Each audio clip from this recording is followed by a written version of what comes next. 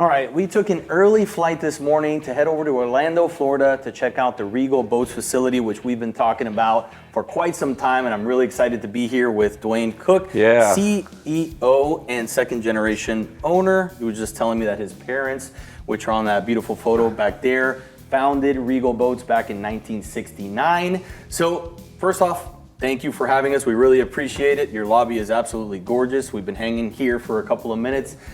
Explain a little bit about Regal. Yeah, well, thanks so much for coming this morning and making that truck up from Miami. Of course. You know, Regal, I know a lot of folks have seen our products and our boats on your channel already, and they've had a chance to see the boats themselves. We're really excited to have you here today to go behind the scenes and kind of look a little bit what goes into building these boats. And we have such a great team that's dedicated to doing what we do.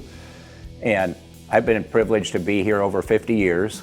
And as you mentioned, a second generation leader. And one of the things about Regal and about myself and now our second gen and our leaders is we love boating. We are so passionate about boating. And you know, it's a number one thing all of us enjoy doing, and that gets a chance to find itself into the products themselves. So today, as we get out in the plant, I hope you're going to see kind of behind the scenes about that dedication to the boats themselves. And you know, when my parents founded Regal 56 years ago now, it was founded on a mission of providing an awesome boating experience and enriching lives. And so it's so cool for us to be able to do both at the same time. And so we get to enrich the lives of our team and also provide an awesome boating experience. And, and the boats, as you know, Alan, they're a lot different than they were in 1969 when we started.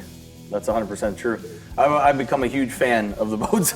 We talk about it all the time, and obviously every time we post a Regal on any of our social platforms, it goes haywire. I mean, it's some of the top performing posts we've ever put up are on the Regal boats, and it's just how unique they are. Just the experience on the boat. We went on that 50th SAV, fishing, we were barbecuing, grilling burgers, sauteing onions with sailfish cooked up on the other side, and just the presentation of the boat with those doors that fold over. It's incredibly impressive. And as I mentioned earlier, I have two little daughters. I used to fish a ton. Now I'm kind of more into just enjoying my time out there with my family.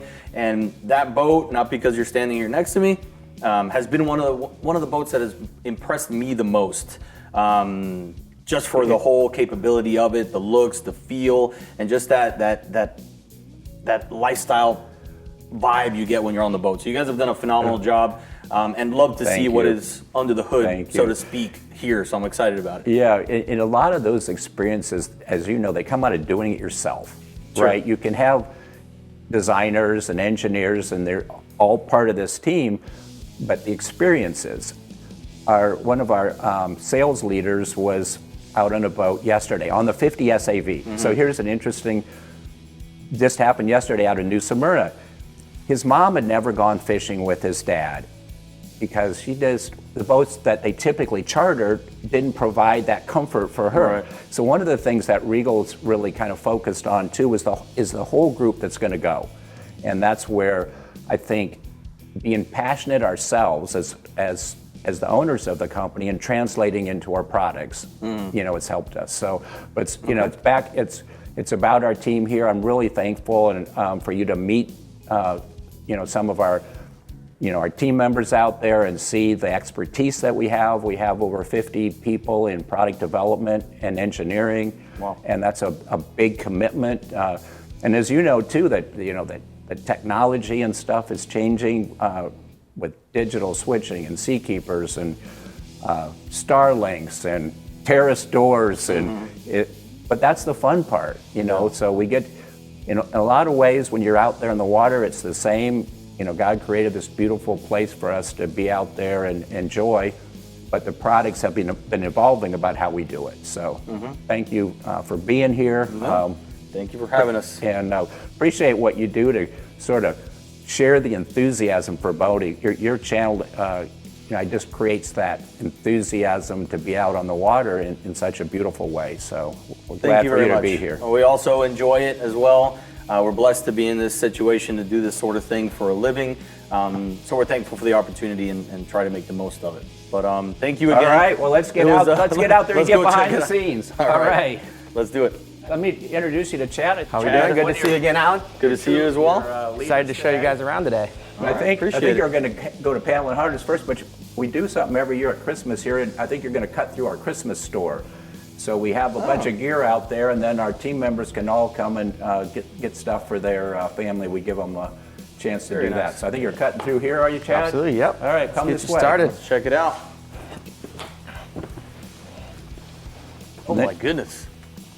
What? Wow. Yeah, so it's one of the favorite things we do. They can come shopping and. Hey. Hey. I know that. Who's I know that? those guys. Recognize those guys? Who's that on that boat? That's pretty nice. So you Up take a on little the big screen. quick look around, but do this every year for our team members. They really love it. It's one of their favorite things come the holidays. So That's great. They get You got several good $100s. people, You got to take care of them. yep. This is definitely nice. This is a big place. How many square feet do you guys have here? We'll have to see now. We're just adding 88,000 square feet. When we see Paul, well, I'm going to let him quote that exact number, but we have over 50 acres here, and Wow. we're adding. You're going to go through our new addition that's coming online here in a couple months now, or maybe even a new month. plant we're excited to show It's you. a whole 88,000 square feet for lamination. Oh, wow. And so, so we have a big footprint here, and I think we have a lot of demand for our boats, but we build a lot of boats. How many boats are you guys building? We're here? building about 1,100 boats per year. Oh, wow. And this last 12 months, we've been the largest selling boat in the U.S. between 33 and 50 feet. Number one in Very proud of units. that. Which is a Yeah, really, you gotta and I love think part of that speaks to the broad appeal that we have, because we're not just in a single lane niche, and then secondly, the ability to produce the boats, because it's one thing to find the demand and people that want them, and then you have to sell them and actually deliver them. you have to build those things, and That's the hard part. our team does a great job there.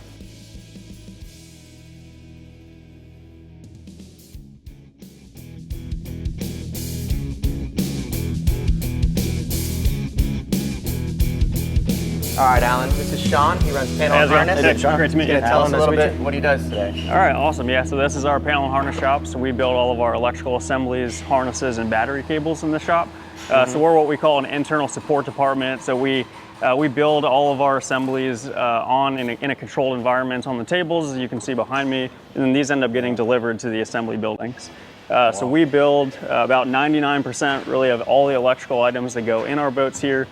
Over the last, I'd say 5 or 6 years, that number has really grown to try to get as close to that 100% number as we can. So, the 1% that we don't do would be, stuff like Yamaha and Mercury harnesses that are proprietary and, stay within their products. So, yeah. Oh, it's amazing how organized this thing is.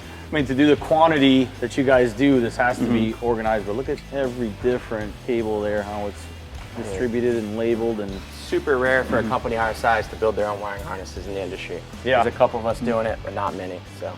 Yeah, I think to your point, our vast product line makes this a really difficult operation to complete each and every day, because if we have, close to 40 models and we design, engineer, and build all of these harnesses in-house, right? So we're designing all of these custom to each model, trying to use as many shared wiring harnesses as we can in assemblies so we can make it repeatable day in and day out. But the big thing is we want to design them around the boats and the features that go in them.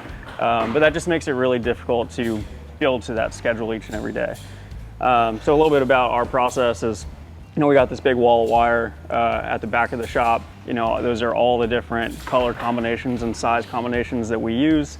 And then each station has these pins that are separated by 6 inches. So then, they'll pull these out, follow our work instructions, and drop these out at each location. So again, those are designed around, where the components are in the boat. So then, you can just wrap these up, coil them, take them to the assembly buildings, and then they install them in exact locations that the assembly teams are specified. And, everything is plug and play. So that's been a big push for us really over the last few years, is really enhancing the plug and play ability of these harnesses. right. How long have you guys been doing this in-house? This department has been here for a long time, longer than I've been alive, probably. I'd say maybe 30 years. Yeah, but we just keep taking on more and more though. So now we're almost, like you said, 99% now. Yeah, That's probably got that high in the last 5 to 10 years. Yeah. You know, and I think COVID was one that really pushed this department a little bit for us, right? And one of the things from a process standpoint was adaptability and control. Like those were two things that we really wanted to emphasize in that period, you know, being that there was, especially in our sport boat range, we would buy harnesses from outside suppliers. And then, you know, typically that would be okay because the lead times to get those things would be, you know, maybe 4 or 6 weeks. But then COVID hit and, you know, supply chain issues became a problem. We were having to wait, you know, 6 months for things. And we wanted to focus on gaining control back, right? So if we have model year changes or different components that we're putting in boats, or, you know, if there's a supplier quality issue that we need to address, you know, us being able to do that here allows us to make changes on the fly, right? As opposed to if we have a 6-month lead time, now we have to wait for the supplier to react, and we have to be, you know, jumping through hoops to make things work throughout that time period. So, you know, now here we are doing close to 100% of all this stuff in-house. So how do we test them? Tell us a little bit about these wheels. Yeah, so I was looking at this. What is this about? This is quite the contraption. So, you know, from a product standpoint, the focus for us has been quality and reliability. And, you know, as you can see with some of these, like this harness that we have on the table right here, you know, this harness takes, you know, anywhere from 5 to 12 hours to build, depending on what the options are and what the size of the boat is. So as you can see with that, there's a lot of connectors that go in there, right? A lot of different connection points that are in there. So, you know, so this is, I'll jump ahead a little bit. This is our quality testing system.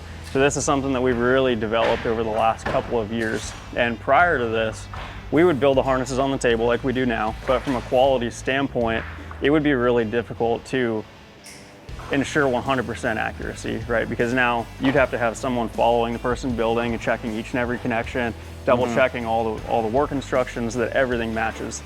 So very labor intensive. So the move that we made in the direction of quality for this is we have now this big testing system that basically is the inverse of the harnesses that we build here. So then when we're done building, we can plug everything in to the connectors that it'll see in the boat. And then we basically just run a continuity test that allows us to see, did this harness get built the way that it was designed?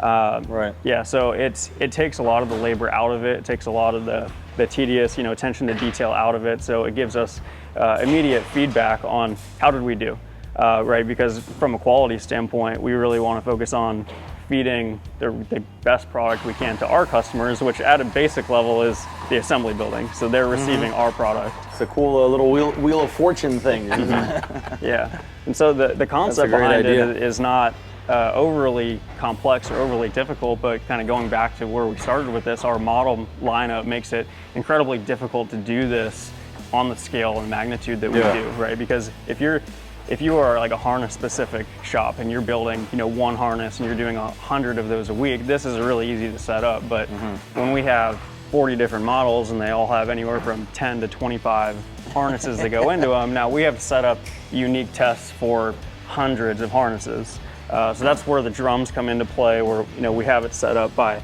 boat model, and then even like with some of these colors, the dots on the corners of those, it'll show what harness it's actually for.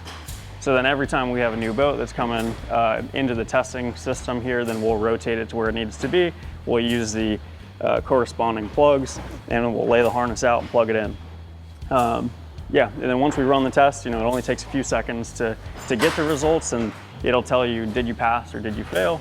And then if there's anything that did fail, instead of leaving you guessing, it'll actually say, this is the exact connector that has an issue, so now you can go and hunt that down and make the fixes. Right, so this has been a huge progression for us on bringing the troubleshooting further back in the process, where it's a nice controlled environment instead of having to work in the boat and try to track some of these things down. You got you early enough where you can troubleshoot and get the fix done quickly? Yeah. That's an excellent idea. Yeah. And these things are, I guess these are set up to be able to work any harness on any model just because of how the layout is, or do you have them specific by model? How do you normally do that? So these stations are interchangeable for really any harness that we build. The only things that change so like if I'm building one boat, I'm building an LX43 on this table today, and then tomorrow I'm building an LS6. The only difference is going to be the wire that's at this particular station. So you'll see like the racks back there. So at the beginning of each day, we'll look at the schedule and see what's getting built. We'll move wire around, make sure we have what we need, and then it's just rock and roll the rest of the day. Yep. It's amazing. Yeah. Really nice. And you're in the Christmas spirit here too, getting everybody we're in festive. the Oh yeah. Yeah, everyone's looking for it. We got our They just came through our Christmas shop, told them Yeah. that starts today. we got our battery cable station here. So again, all custom to each individual model. So we're not wasting material. We're not coiling up excess cable, hiding in the boat. Everything is cut exactly to length, exactly to where everything is going to be in the boat. Really just looking at it from an efficiency standpoint. Right. A lot of companies, they have a 25-footer and they're buying 30-foot harnesses. There's 5-foot rolled up in there. We're making it 2-spec, 2-size. Yeah. You can see the little tags hanging on them all. That's the hull number of the boat. So it's built to that spec sheet for that boat, for that customer. So if you got whatever options, it's built for that. All the way down to the battery cables. Most companies would buy a battery cable. But we're cutting it. We're overdoing it, double crimping it over here. Another big area of focus for us has been just the overall reliability and quality of our product. So you'll see like on a lot of these harnesses, these Deutsch connectors hanging off. So we use a lot more of these than we have like in the past few years. It's been a big push over the last couple of years. And the point of these being that, they're IP rated, waterproof. So, that's going to hold up a lot better in the marine environment. So I mean, these are definitely a little bit more labor intensive on the front end, but again, focusing just on the quality. Yep. Yeah. I agree. Well, this is great. Nice, clean atmosphere to be working in too. Oh yeah. So much going on. Got beautiful weather today too. Yeah. Feels like this all year. For Central Florida, 50s Amazing. and 60s is awesome.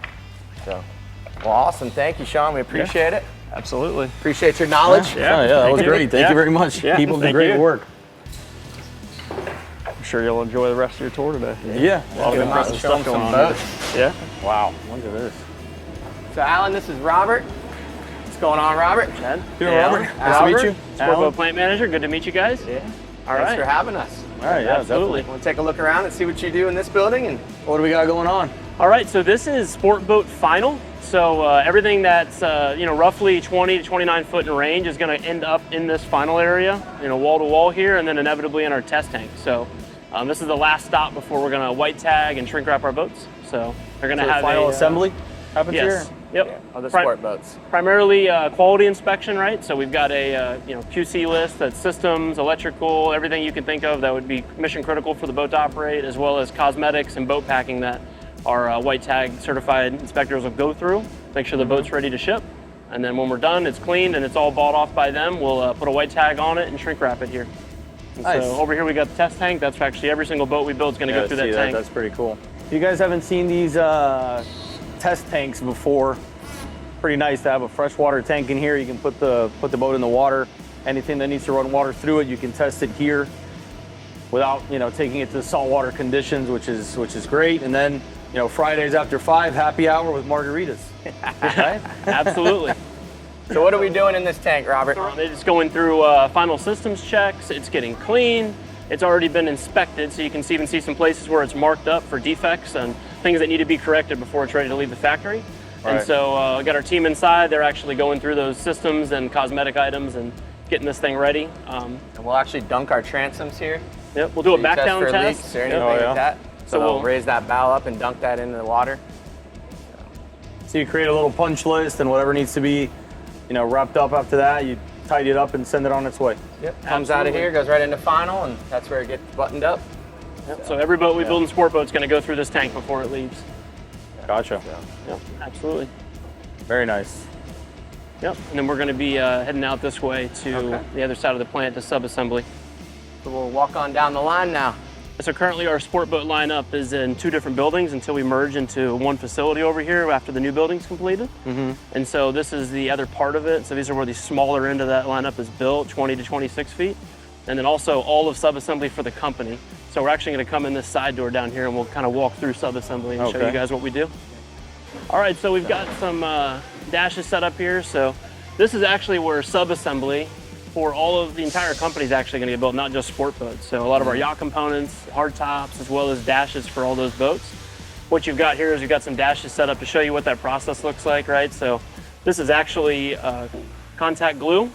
Okay, so the first stage is you take a raw fiberglass dash, put contact glue on it. Then we're going to vinyl wrap that by hand. You can see the stitching. And then when it's done, it's going to get all the parts and pieces assembled and put onto it. And then you have a complete dash that's ready for the assembly line. You can see the job trailer. We know which boat this is going to, which options it has. And this dash will come off this fixture and be lifted right into a boat. Yeah. Nice. It's all hand done. This is like an artwork. Yeah. Double stitch. They got to line this stitching up as they go. Doesn't seem like an easy thing to do. It is sure. not. But it takes it to that next level. Yeah, that's awesome. It's nice to be able to work on it like this separately outside of a boat. And then over here, all those hard tops that you see on those big yachts are actually built in this building. You can see one built. There's one back there in process. Here's one that's ready to be started. And so this entire hard top will get rigged out and built and rain tested before it's delivered to yacht building. And that rain test is a great idea. How many times have we been out on boats and we've seen leaks and lights and, you know, anywhere you put a nut, a bolt, radar, sunshades, be able to throw water in it and see if you capture any sort of leak before the boat ever gets near water is a step actually I haven't seen in many facilities. So, yep, so these will be rain tested here and then obviously inevitably rain tested when the entire boat is as well.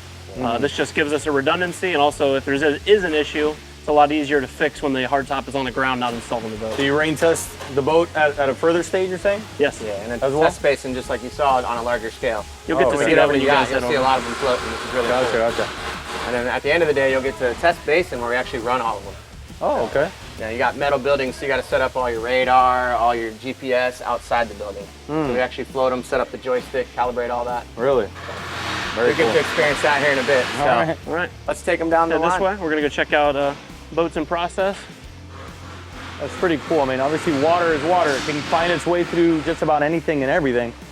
So doing the test twice is excellent. I don't know if you guys have ever experienced it, but you know, those roofs leak occasionally and they'll get into your lights and cause damage, cause issues. So to take that step is obviously going above and beyond the norm, but smart thing to do to get ahead of that. All right. So now we are right in the middle of sport boat assembly. So this is a boat don't that is put your actually hands ready ahead for a deck inside set of it. process. Oh yeah. OSHA doesn't like that. No, I'd rather not get But it's decapitated today. awesome to see. That is cool. Yep, so this is what one looks like before it's actually capped. Is that like a sound deadening material there or something? What is that? What That's is that trunk liner, just visually when you open up your hatches, you have a nice clean look behind it. Oh, okay. And then there'll be on the floor in there, you'll see the seagrass throughout later on in the process. We won't install that till later. Yeah, the spaghetti matting. Yep. So this deck will come down and get bonded to these stringers with Acrolock. What that's going to do is make sure that the floor all the way through the bottom of the boat are solid. So when you're out on the water, you've got a nice solid feel. Before it got here, behind us, it actually went through a quality control gate. And so a quality inspector is actually going to check this deck out in this open state. We're actually going to run a pre-electric on it. Once again, easy to fix. We want redundancy. We want to make sure we're really putting out good products. So we're going to make sure everything's ready to go on this deck before it moves forward. It'll come up. Once it's here and it's ready for deck set, what'll happen is we'll get it lifted up here. As it comes closer, all these hoses and all these connections will start to be made. And then we'll go ahead and put down whatever we're going to use. Some places it's putty, some places it's going to be a methacrylate, like an Acrolock, and we're going to bond this together and make it solid throughout. And we're going to seam the joint and we're going to put a rail on it. And so we can actually see that up here. If it's an inboard, as you can see, we got a swim platform that's installed here. And then over here, you got an outboard hanging that's getting ready to go on one after a deck set. This is obviously a two-piece hull. It's nice to be able to get all this and rig it before sandwiching the two together. You can see all the wire running underneath the cap. Tell them a little bit about this score line and why we do that. Yeah, so right here we've got this score line and this gel coat. So what's going to happen is as you rail this boat, we'll put screws and bolts in various places based on what engineering calls out. And what we don't want is we don't want any cracks radiating from that gel from that screw as the boat goes into the water to radiate up into the boat. Yeah, we've all seen those spider cracks before. Right. This helps prevent that. So over the years, as this boat ages, really? you're hitting those waves. It'll only crack up to there. It's like a concrete expansion line. That's It very stops smart. any of that from there. We do it on every boat. Really? So That's a just great a little idea. extra step we Makes do a lot of to sense. prevent that. Yeah. Very So all smart. your screws will go in there under that line. Can't say I'd seen that before. Nah. Good idea. All right, And we we'll head get back to this see way. in a little bit, but here's some of the upholstery carts. You get to see that all coming together. Yeah, so this is actually how these get delivered from upholstery. You guys will get to see a more in-depth look at that when you get to that building, but this will be an entire boat's worth of upholstery being delivered. You see it's wrapped, it's been inspected in upholstery, and then we're gonna put it on the boat over here. Yep. And again, it's 2 hull number. And you guys So do this- all your own upholstery, right? Do it all from start to finish. You'll get to see that. We're excited to show it Yeah. to you. But yeah, this is a sold boat going up to New Hampshire. Silver Sands, one of our dealers. So his whole boat's sitting here ready to rock. How many dealers do you guys have? Around 100, I think, right? We got about 130 worldwide. Close to 100 130? of them are in North America, Canada, and US. Oh, really? So- Wow. Yeah. But we have a big presence for a US company outside of the US. Yeah. You got to see I that map saw that. earlier. It was Yeah. Very impressive. Do really well, especially in Europe and Australia. It's a cool part here. You know, you got lamb, but you get to see all the colors. We do a lot of tours through here. And people are like trying to make their mind up on colors. This is the spot to bring them. You know, Yeah. every couple hours this line changes. So it's yeah. constantly moving. These will be about to get deck set later this afternoon or ready for tomorrow morning. So it's always moving. This is the fast and furious area here. So really cool. You got obviously decks on one side, hulls on the other. So we'll mosey on through here, let you look at some of that, and then we'll take you Nice into, color scheme there. yeah. You see some good ones and you see some interesting ones. Yeah, I'm sure. Daily. So we have what's So called they're ultimate. moving that quickly. How long are they approximately in each one? I mean, I assume No they're all more than a different, but- day roughly on these sport boats here. Yep. Typically. It all depends on the we're- production rate. And we're gonna build 3 boats a day out of here. So like you saw that decking process, that's gonna happen 3 times a day. They're gonna Yeah. roll out. Really? And then the Three other are building going will out build another for fun. one, and then yachts is more. So pretty high rate facility. Amazing. So these have come out of cut and grind now, and now they're getting buffed and sanded and waxed. They get a quality check. We talked about quality checks earlier, but they get a full quality check here. You'll see marks on some of them. They'll be sanding and buffing and making it pretty. I think they mentioned earlier you guys have like 700 employees here. We have just Roughly? over 700 right now, yep. Wow. It's a big facility. I've always found it really interesting, you know, companies that build this quantity of boats, how you're able to, you know, create that assembly line and keep everything so organized to achieve numbers like that, especially on the size of boats that you guys are building. It's incredible. Yeah, Absolutely. We What think does you're it gonna take to enjoy build? this. What does it take for like A to Z for something like this from beginning to end compared to one of the bigger ones maybe? You have a rough These idea? are roughly 7 working days on the smaller end to about 10 working days. For the bigger It boat? happens quick. No, the big boats are gonna be different. Those sometimes are Okay. a month to 3 months maximum. Oh, okay, For like okay. a 50, it's Yeah, about yeah. 3 months. So say you're not building that in 10 days. But much- these are much quicker 7 to pace. 10 working 7 to 10 days. days. But remember, you're gonna get to see upholstery in a little bit. You're gonna see the wiring harness. That's all happened before.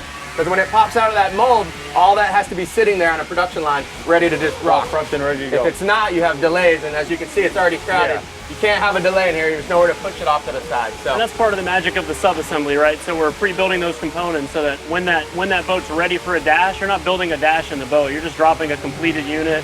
Same Right. with these hard tops. They're already built before the boat's actually online. And Yeah. once it's there, it's meeting it right So where they it come should. in, they pop it on, and it just keeps going. Absolutely. Absolutely. well, cool. We appreciate it, Robert. Yep. Thank you guys. You guys have fun in the Very lab. much. Appreciate Yep. it. Yeah. Awesome. Thank you guys for your time. All right, we're in our laboratory here with John. Who runs the lab. Alan, Nice to meet you, Alan. you. This is Laura. Hey, Laura. Alan, nice to meet you. We prepared What we got lunch. going here? Oh, okay. It looks delicious. So welcome to Regal. Welcome to our lab. Thank you. We're just going to give you a little bit of oversight of some samples of the things we do here to ensure best quality we can for our customers out in the field. So a lot of things we do people don't realize. We do some incoming inspections here, so that's all raw materials that come in to the Right. facility. We bring in resin by the tanker loads. Every other day almost for the several buildings that we build out of, about 45,000 pounds at a time. My goodness. So, we keep those in on-site storage tanks. So one of the things we do is, we get a certificate of analysis for all the chemicals that come in, gel and resin. So it tells us it meets our specifications from the point of when we ordered it. So what we do is we double check it before we offload it. So, Laura will Every bring it single in. batch you're checking? For resin, every single batch, and now for gel coat as well. We check every batch. We check it for several things. We check it for gel time, which is what we specified our build time to, right? So everything has an open time of how long you can work with it, before the chemical reaction happens.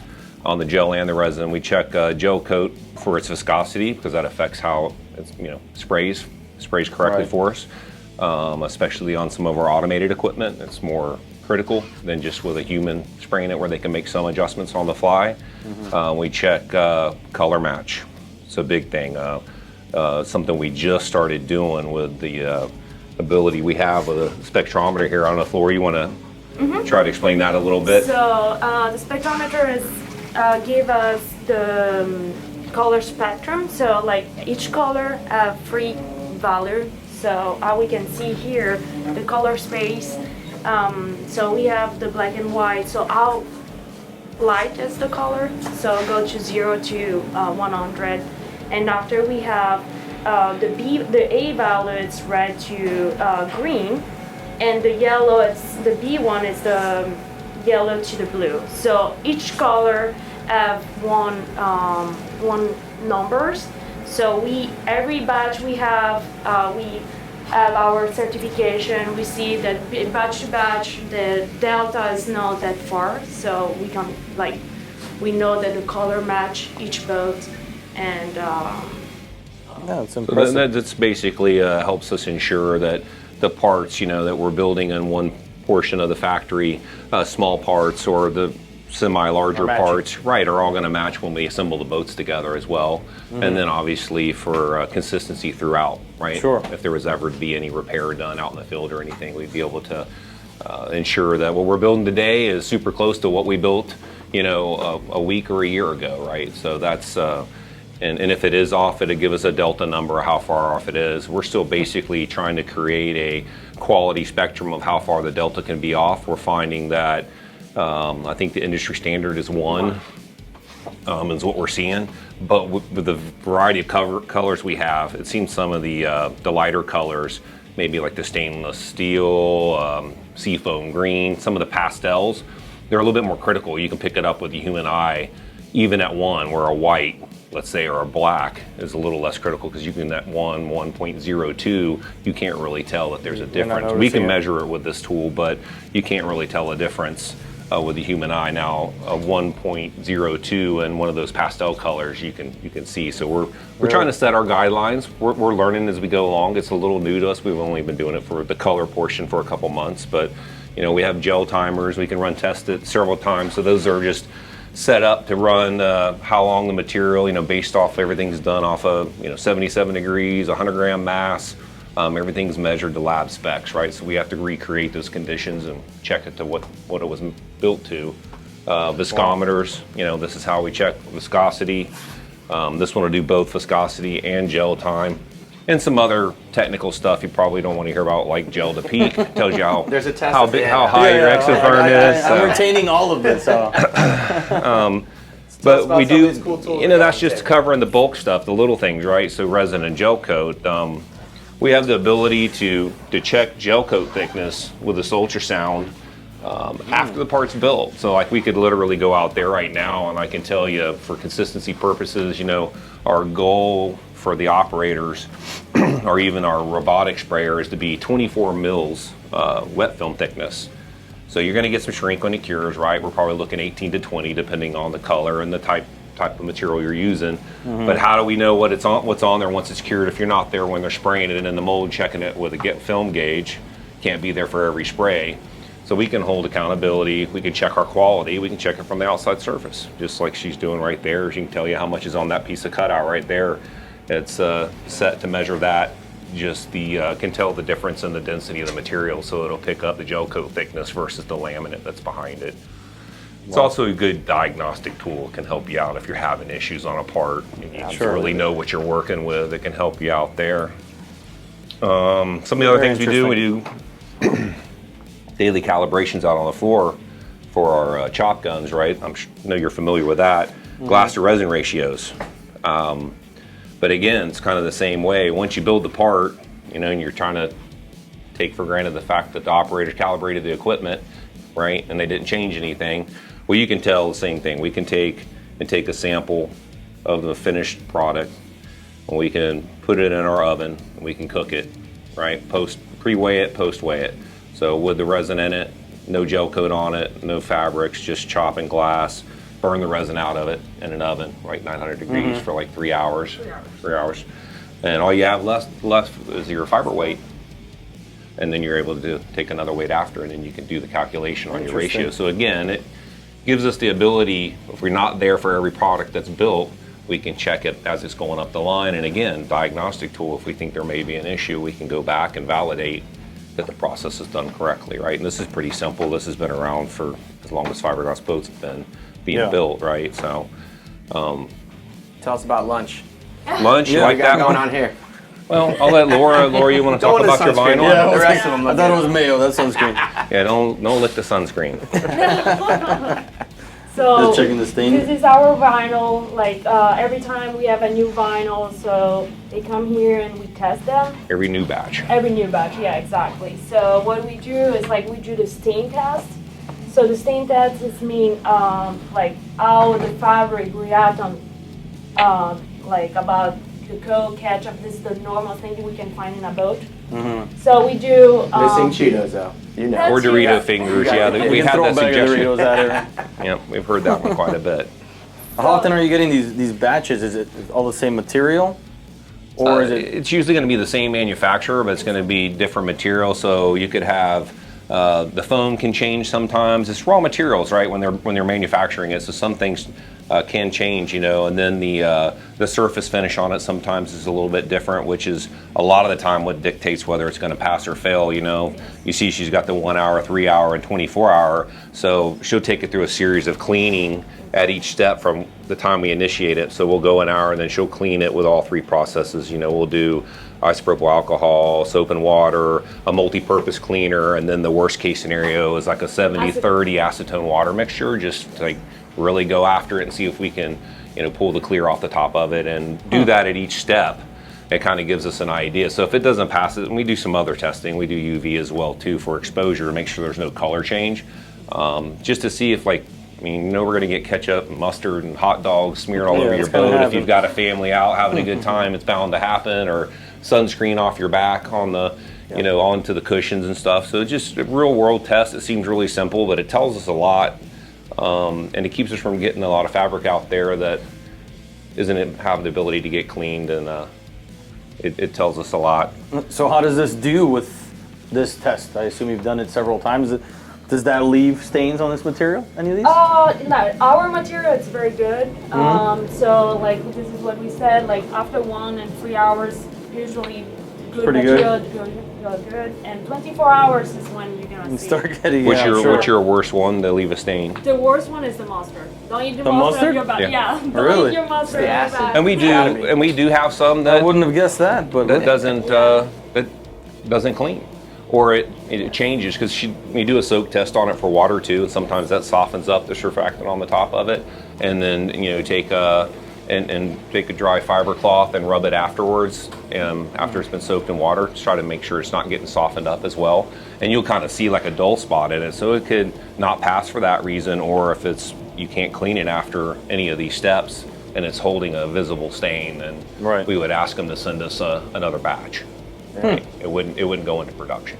oh, so they would replace it. if They it would doesn't have to pass come your up, and testing. that has happened, and it puts them in a pinch sometimes, you know, because there's a crazy amount of standards they go by to do industry testing, you know, when they manufacture the stuff, you know, all this fancy stuff, and then we get it and we put ketchup mustard on it, and it doesn't pass sometimes. It has happened. Gotcha.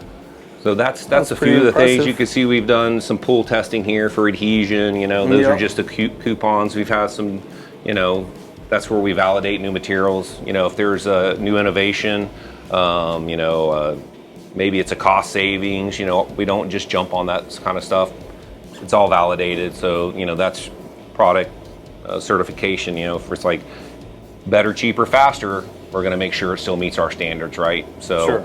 cure everything from adhesion, pound force, you know, from it pulling away, from whether we're testing it for glass or stainless. I think the set was all pulled from stainless steel, so you see how it would bond with the hardware, how long it's taken to cure, right, when it's exposed to water. So if we're putting hardware on and then it's getting wet immediately after, it could have an adverse effect to how long it takes to cure. So we check all that stuff, and that's just one of the other things we test for here. We do a lot of salt tests. For corrosion, we do corrosion testing on really? stainless, on electrical components, you name it. If it can get corrosion on it from salt spray, we'll run it for a month in there and spritz it every day with a salt mixture, and check it every day and report out on a database we have. And it's visible to the people, that engineers that put in the product to get tested to validate it. Like, they may want to switch to it, or it's going to be on a new model. We have to vet it first. So Yeah, we're a Florida company, so the salt water, Yeah, it's important that we test boats for get that. run through the elements here for sure. Yeah, we test That was all our impressive boats. that you guys put this much effort into the R&D and testing, not only things one time, but every batch that comes in. I can't say I've seen that a ton. yeah, we get a retain. So See, it definitely these says something. gel coat and resin, it's required. It comes in with a quart sample from the master batch, so I don't have to pull it out unless I have an issue with, we call this a co-ship. They send it off the master batch, it comes to us in a quart can in here, and then we retain that for the life of the product. So if it's a 90-day product in this fire cabinet, that's full of these quart cans for every batch that's been used in the last 90 days of every resin and every gel coat here is in here. So if like all of a sudden something pops up and there's a question, I can go, well, we initially tested it, but something could happen, right? Chemically could happen in 60 days. I can pull an untainted retain, it hasn't been out on the floor anywhere, no one's had their fingers in it or got any trash in it or added anything to it, and can recheck it. Like, so it's completely, unless we keep it cleaned up, but and we try to rotate it out. So after 90 days, we'll take it out, but where the area the batches are going to, we have it. So we can also do some follow-up work with that as well. And this is just a few of the things. We do a lot of diagnostics. We try to support our team here at Regal, very family oriented. We take care of our team members.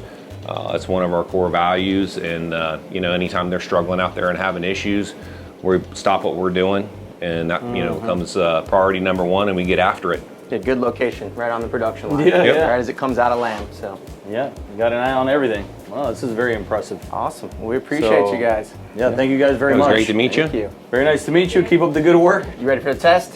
Yeah, let's go. Thank you guys. All right, thank you very much. Nice to meet you. Absolutely. Nice to meet you. Anytime. That's amazing. Super excited to show you guys. This is the original Regal factory from the early 70s. It's where we built all of our sport boats. But behind these doors is something super exciting. We're really excited to show you. This is our new lamination facility. It's almost done. We're gonna go in here and meet with Jeff. All right. But it's a little different. Oh my God. Oh. What in God's name is this? So stepping into the future. Wow. We're really excited to show you about this. We're gonna talk to Jeff here, and he's gonna tell us all about it. Oh my goodness. This is the 88,000 square feet. This is You guys added? 88,000 square feet. And you can see the old walls here, the old height. We're double width. Yeah, this is And another animal here.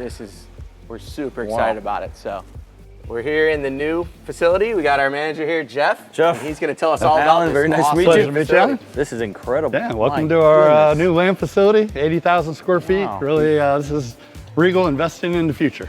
Wow. Looking to, You guys are not roughing it in here, huh? we are not. Looking Wow. to have the ability to increase our sport boat capacity up to about 40 boats a week, which is a 40 big a step week. forward. Wow. You're doing how many a week now? We're doing about 18 a week right now. Oh my Lord, yeah. So- Okay, more than double. Yep, so big step forward there. Looking to really automate, to improve efficiency, to improve quality. And then probably most importantly, looking to take care of our team. Team's one of our values here at Regal. and Yep, we've heard worked that a few really times hard to create a great environment as far as like the ventilation. We got a state-of-the-art ventilation system to Is create that what a- this is? What? Yep. Yeah, everything down the center is like incoming fresh air, and everything on the sides is exhaust. And so worked Taking really it all hard to out. keep a nice breeze so this it's is comfortable, pulling but fresh air also kind of pull all the fumes out of the air from the Yeah, yeah, fiberglass and just Building make the boats in that environment, so Yeah. it's not an easy one. For any of Nah. you that haven't been inside a facility, it's an important step Right. to be able to do this, and Yeah. not many people have the ability to do. I've never even seen Yeah. something this elaborate. Yeah, easy to be overlooked, but really important to us. Yeah, wow, this is incredible.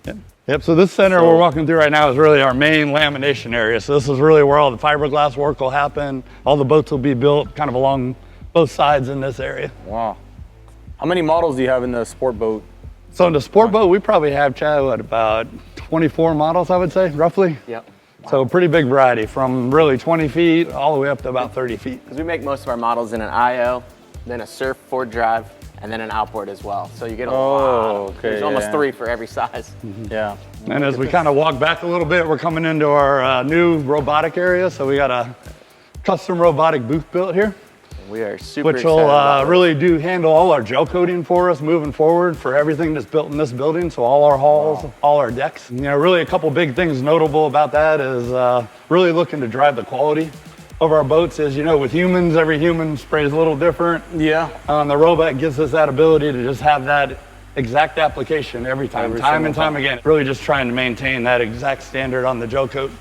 And then we designed the booths really custom to have really good airflow, so we're flowing the air in from the tops of the booth, you know, and then exhausting it out through the floor. We're really trying to create an environment where there's no breezes or anything that are going to disturb the flow of the gel coat pattern, which is really important. Then we also positively pressurize the booth, which keeps out any dirt or dust. So we're flowing more air into the booth than we're exhausting out. So if you open the doors, everything blows out instead of sucks in. Wow, so really doing all those little Fancy. things to That's real fancy. try to get a great product. And how do you get, I see this track right here, which has the frame for the molds. Yep. You just pop, I guess, a different model mold here out in this area and roll it in, or Yep. how does that Yeah, process so we do. work? So we have, really the process starts kind of back at the back down there. You can see the Okay. tow line. And we'll have the ability to have 3 boats kind of running down the line at any given time. And that's another one of the efficiencies. So at the very back, we're loading boats. And then right before the room, there'd be a boat staged. And in here, we'd have a boat. And then that's the space Works its for way out there? a boat that's kind of ejected out. So with the push of a button, they'll say once a boat's completed, the robot operator would push the button, the doors would come up, and then all 3 boats would advance to the next station, the doors would go down, and we'd start spraying again. So very automated process.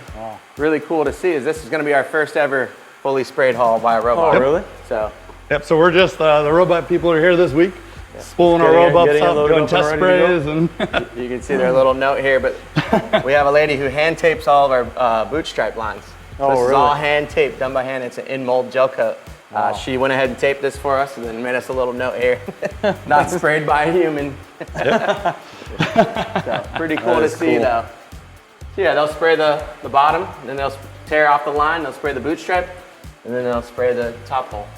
And the robot has the capability of spraying 14 colors, including barrier coat. So Awesome.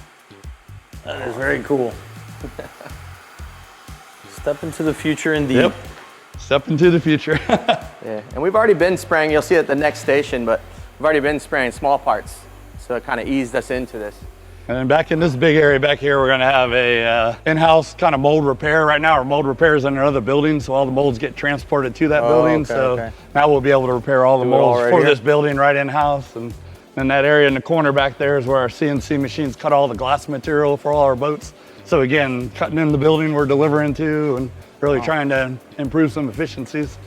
Where do you keep all these molds for all these models? I mean, just in molds alone? Yeah, really, like this side, this right half of the building here is mostly going to be mold storage. You know, about half of them are in storage, and then half of them would be in production at any given time. Right. So you have to think that whole lamb center is full of boats. The spray area is full of boats, but it's a rotation, so you got to constantly be to your point, we have a lot of molds. Yeah, I can only imagine. We got tons really of room do. for activities now. Oh yeah. Yeah, so Have super the excited cranes about over top to be able to move things Yep, around. got cranes over top for pulling our parts out of the molds, for doing any kind of maintenance and work like that. That area in the back where all the shelving is going to be our kind of our facility maintenance area, so we'll have them close by. This is amazing. Yeah, so we're really excited to come in here. Can't wait to get it up and running here in the next few months. You guys are close. Hopefully we'll have Might you have guys to come back. Yeah, I would love and to see have you this back. done. That'd be I'd love incredible. to see this thing in action. There's 2 sides of it? Yeah, so we built a second booth for, again, for future growth. So we believe we can spray everything we intend to produce now in the one room, but we had a second one so we can add an additional pair of robots. Thinking towards the future. Leaning towards the future. Wow, that's amazing. Yeah, trying to set ourselves up well. I've always found it interesting, like a human spraying gel coat and getting those mils of thickness that you're looking for. I mean, they'll pass and pass, and I'm sure they can get close, but I always found it difficult to say, hey, this person is shooting this every single time by hand. So, Yep. I mean, doing that with robots, I think, makes a ton of sense. There's plenty that the human can do, but that in particular, you know, should be a significant change. 100% right. So like some of our best gel coaters, industry standard wise, are plus or minus 10% of spec. We believe the robot can be about 2.5% of spec. And so big step forward. Yeah.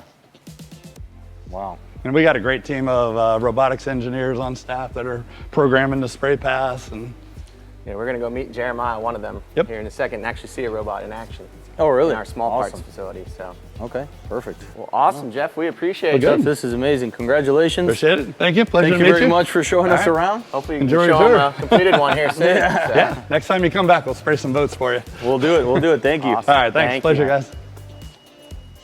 All right, Alan.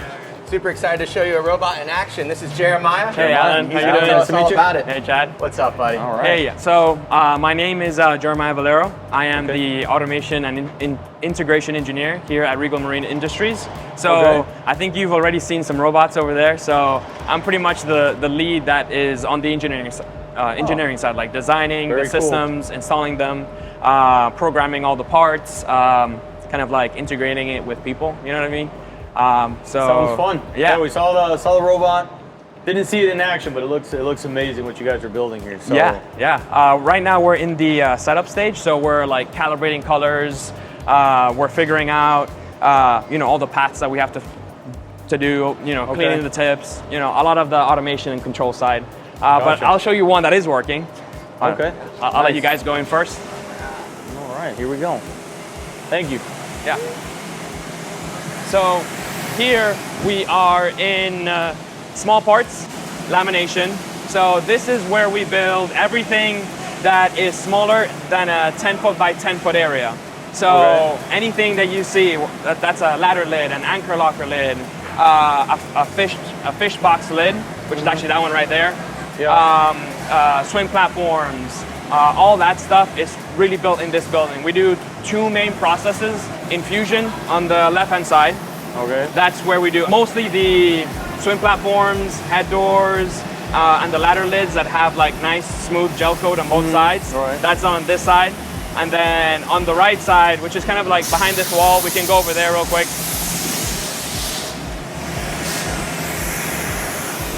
So on the back side, that's where you have open molding.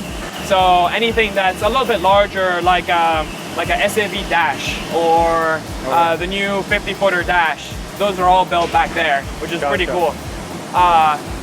We also got, let's see, the back gel, where you put it on the engine hatches. So like when you open up a hatch, it doesn't look like raw chop or lamination. Right. It makes it look a lot prettier for sure. And you don't get like fiberglass in your finger. Yeah. So yeah. Oh, it's very interesting. For sure. So over here on this side, we got some of the pumps and systems. This is kind of what allows us to leverage all the different colors that we offer. So how on a LS2, LS4, it hasn't gotten to the 50s yet, but where the boot stripe kind of like, it's the same color as the swim platform. Right. So this lets us do that really easy. So we just load in the same swim platform and we just change the color. We don't, historically it's been a lot more difficult to get that high quality colored part. So interesting. There's a lot going on in here. Yeah, so here we got the elephant in the room, the robot. So this is from Fanex. Regal's goal is to maintain consistency and quality, in all of its parts. Reduce porosity, any defects. It really allows us to reduce our warranty work significantly. Sure. Like the swim platforms are actually really hard to spray in a bunch of different colors, and this allows us to do it really consistently and at the right gel thickness. Gel coating, I always give the example that it's like trying to paint Mona Lisa with a 12-inch brush. It's really, really difficult. All the geometries, all the little features, the hinges, you have to program all of that in. And at Regal, historically, for a gel coater to be considered good at his job, he would have to be here at least 5 years to Really? be able to start Get gel enough coating. experience to get it. Yeah, because it's really not an easy job at all. We were just talking about it back there. Yeah. It's literally an art, and be able to get that consistent, mill thickness on everything you're shooting, especially Yeah. like something as large as a hull. oh yeah, Very for sure. difficult. Oh, you know, it's so really, really difficult. I can see where the robots can make a lot of sense and keep that consistency every time, where you don't have to worry about it or worry about human error. Yeah, So- and as you mentioned on a hull, you're going through really rough waves. You don't want your gel coat to crack. No, of course. A gel coat that's not in spec, 40, 50 mils, it has a very high probability of it cracking out on the ocean. So maintaining it within spec of 22 to 24 mils, it's really critical. It makes it flexible. So it Gotcha, smashes through the waves and you're having a great time and you don't have to worry about your boat, It's an Makes incredible sense. product on the water. Yeah. Yeah. Nice. So one really cool thing about the robot is a lot of people think, we're replacing people. That's not what we're doing here. So this is Hernanda. Well, actually, he doesn't like to be called by his first name. Sorry, Jax. So he's been at Regal for about 31 years. Really? So he's wow. actually our senior team lead, and from spraying manually for that many years, he's really helped me kind of get that quality and consistency and the patterns that are necessary to get the quality that we want through the robot. Right. And he is not only doing, working with the other teams to do it manually, but he also learned how to do it on the robot. So we kind of like bring in our own people. Yeah, and we're not replacing team members. We're Yeah. taking the guys that were experts in this field earlier and making them now experts on robots. Because if something does go wrong, guess who's going to be the first guy to see that and notice that? Exactly. Our seasoned team members. So Yeah. we're excited about that part of it. So, Very cool. but we're actually going to run it. I think we're ready, yeah. So Okay. right here we have a laser curtain. Let's Yeah, come on this we got side. to stay beyond the laser. You Don't want to taken get out by the lasered. robot? Yeah, we integrated some safety items, and it looks like a really big booth. And robots are actually very, very dangerous. Right here, you have a laser curtain that you can't have a person move in and kind of get in the way of the robot. So it keeps our team members safe. It does look funny. It looks like it's got a head there, like some weird dinosaur there trying to fitting on this thing. That's amazing. Right now, what it's doing, it's waiting about 30 seconds to 60 seconds because you have to let the solvent off gas. And this allows us to consistently wait that time. Oh, wow. Because if you don't wait that time, you can have defects in the gel coat. Really? It's called porosity. So Gotcha. it really helps us remove all of that. And it's automated. So every single time it waits the same time. You don't have Does to think exactly about it. the same. Yeah. Oh, he's not happy. Look at him, he's dancing. Yeah, so like very similarly to like a human wrist, the robot does have like a lot of motion, but if you go in a specific direction too often, you have to like unwind and then continue.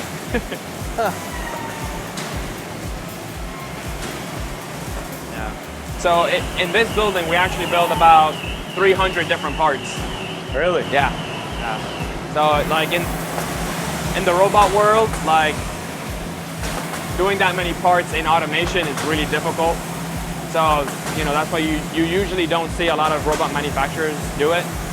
But, with emerging technologies and, good expertise.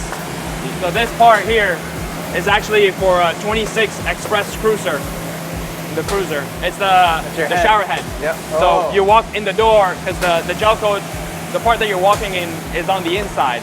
That's why you're gel coating. So you guys paint the exterior of it? Yeah, exactly. Because the mold is like opposite to the actual part. Oh yeah, gotcha. Yeah. So now it'll go down the line and actually hit our infusion process. Yep. Where we vacuum seal our product. Yeah. One kind of unique thing about small parts is the infusion process here is also automated. Really? Where in our hulls it currently isn't. There's actually no technology out there to automatically do a hull. But it allows us to like fill all of our head doors and our swim platforms to with the right amount of gel. So it's not super heavy. It just makes the material super strong. And we got, it's like a silicone back process. This is like the new infusion process that I think we've started to do this maybe about 4 to 5 years ago. Historically, it's been 2 hard shells that clamp together. And then all the hoses that you see up above you, that's all tied to a vacuum system. So once you start packing all of your fiberglass materials inside your mold, you close up the mold, you hook up a vacuum to it, and then that machine allows you to flow the right amount of resin. And there's like a lot of little nuances that the machine allows you to do to get a perfect part every time. So, I mean, it's still a very difficult process, but it does help us a lot. And then you can make recipes for every single part. So, Yeah. for sure. Wow.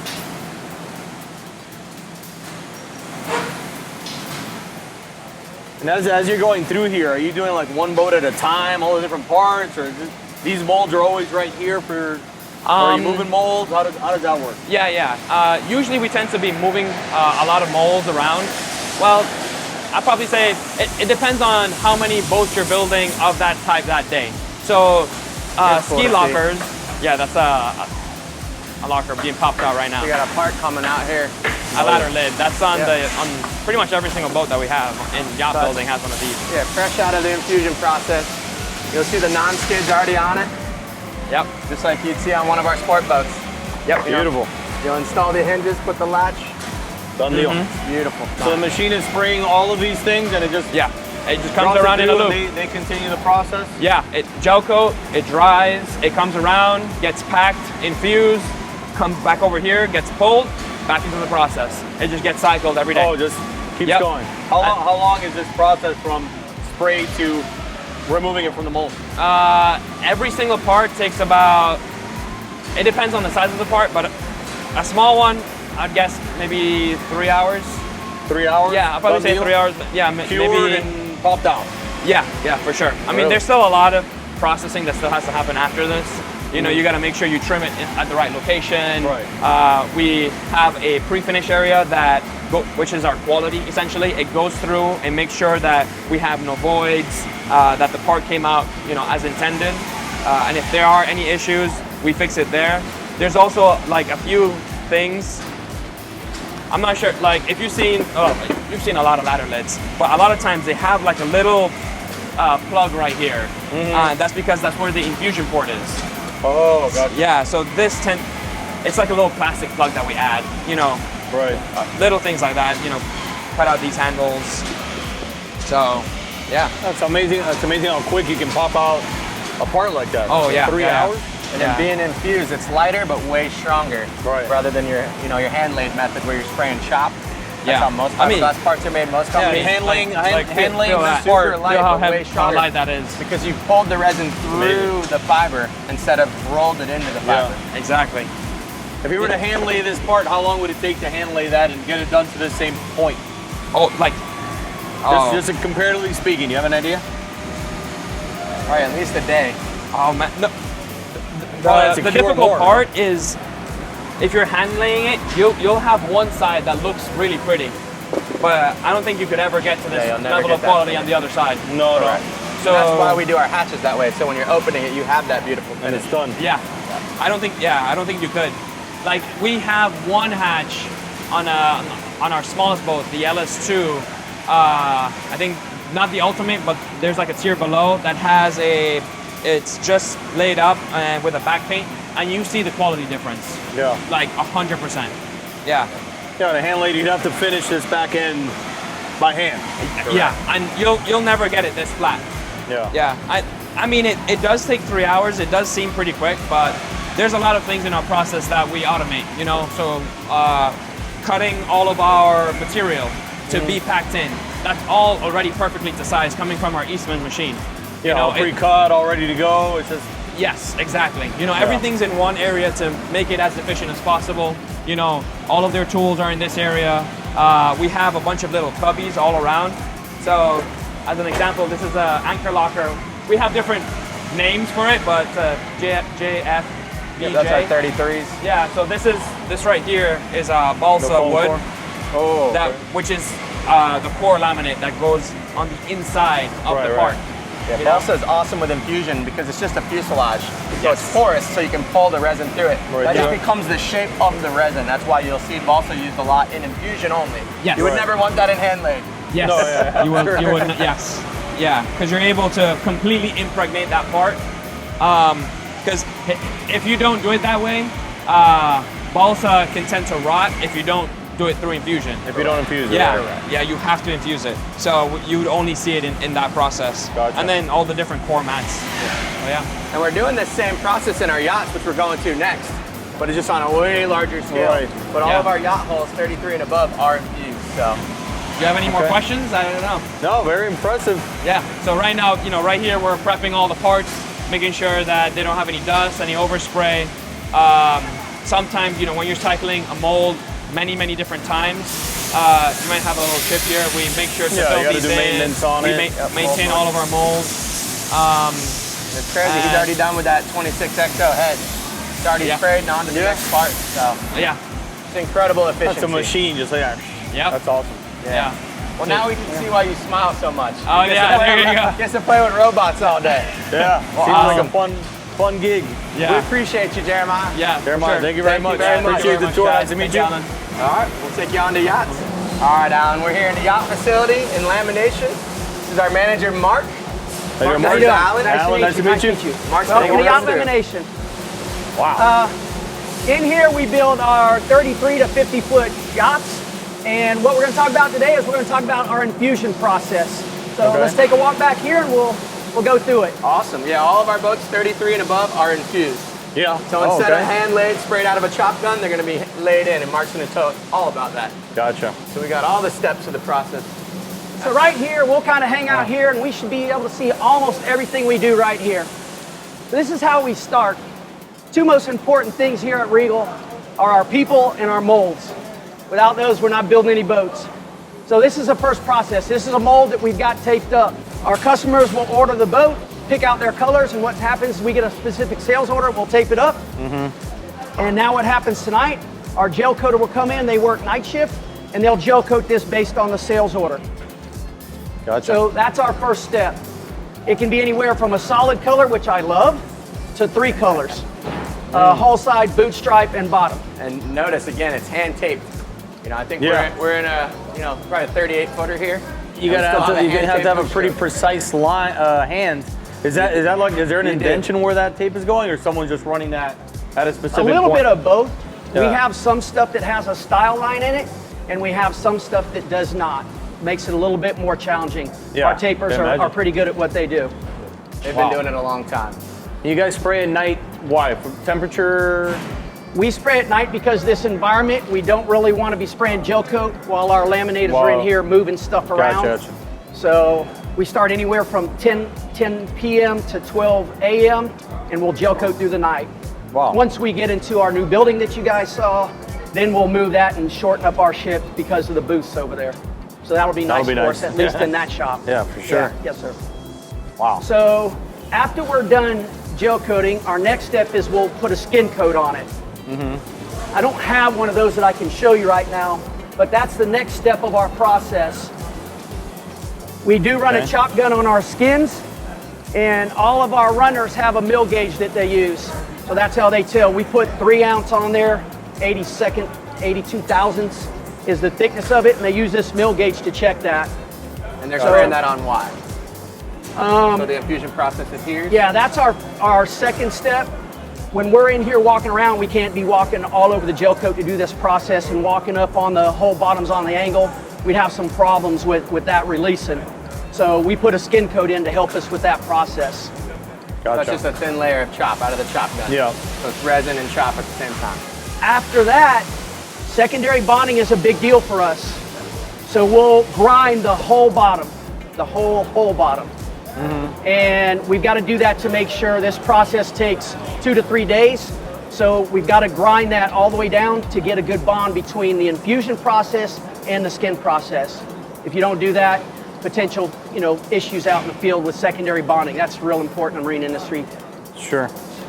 So Is here there a we've reason got, why you guys use a chop gun for the skim coat compared to just a layer of fiberglass? Is it efficiency or? it is quicker with the chop gun. Yeah. It is quicker. what I You just assumed. need a thin layer. 'Cause Yeah, then you're just- sanding it down as well so that it adheres. It's basically covering that gel coat, protecting it, Correct. so you can Yes, you can sir. continue from there.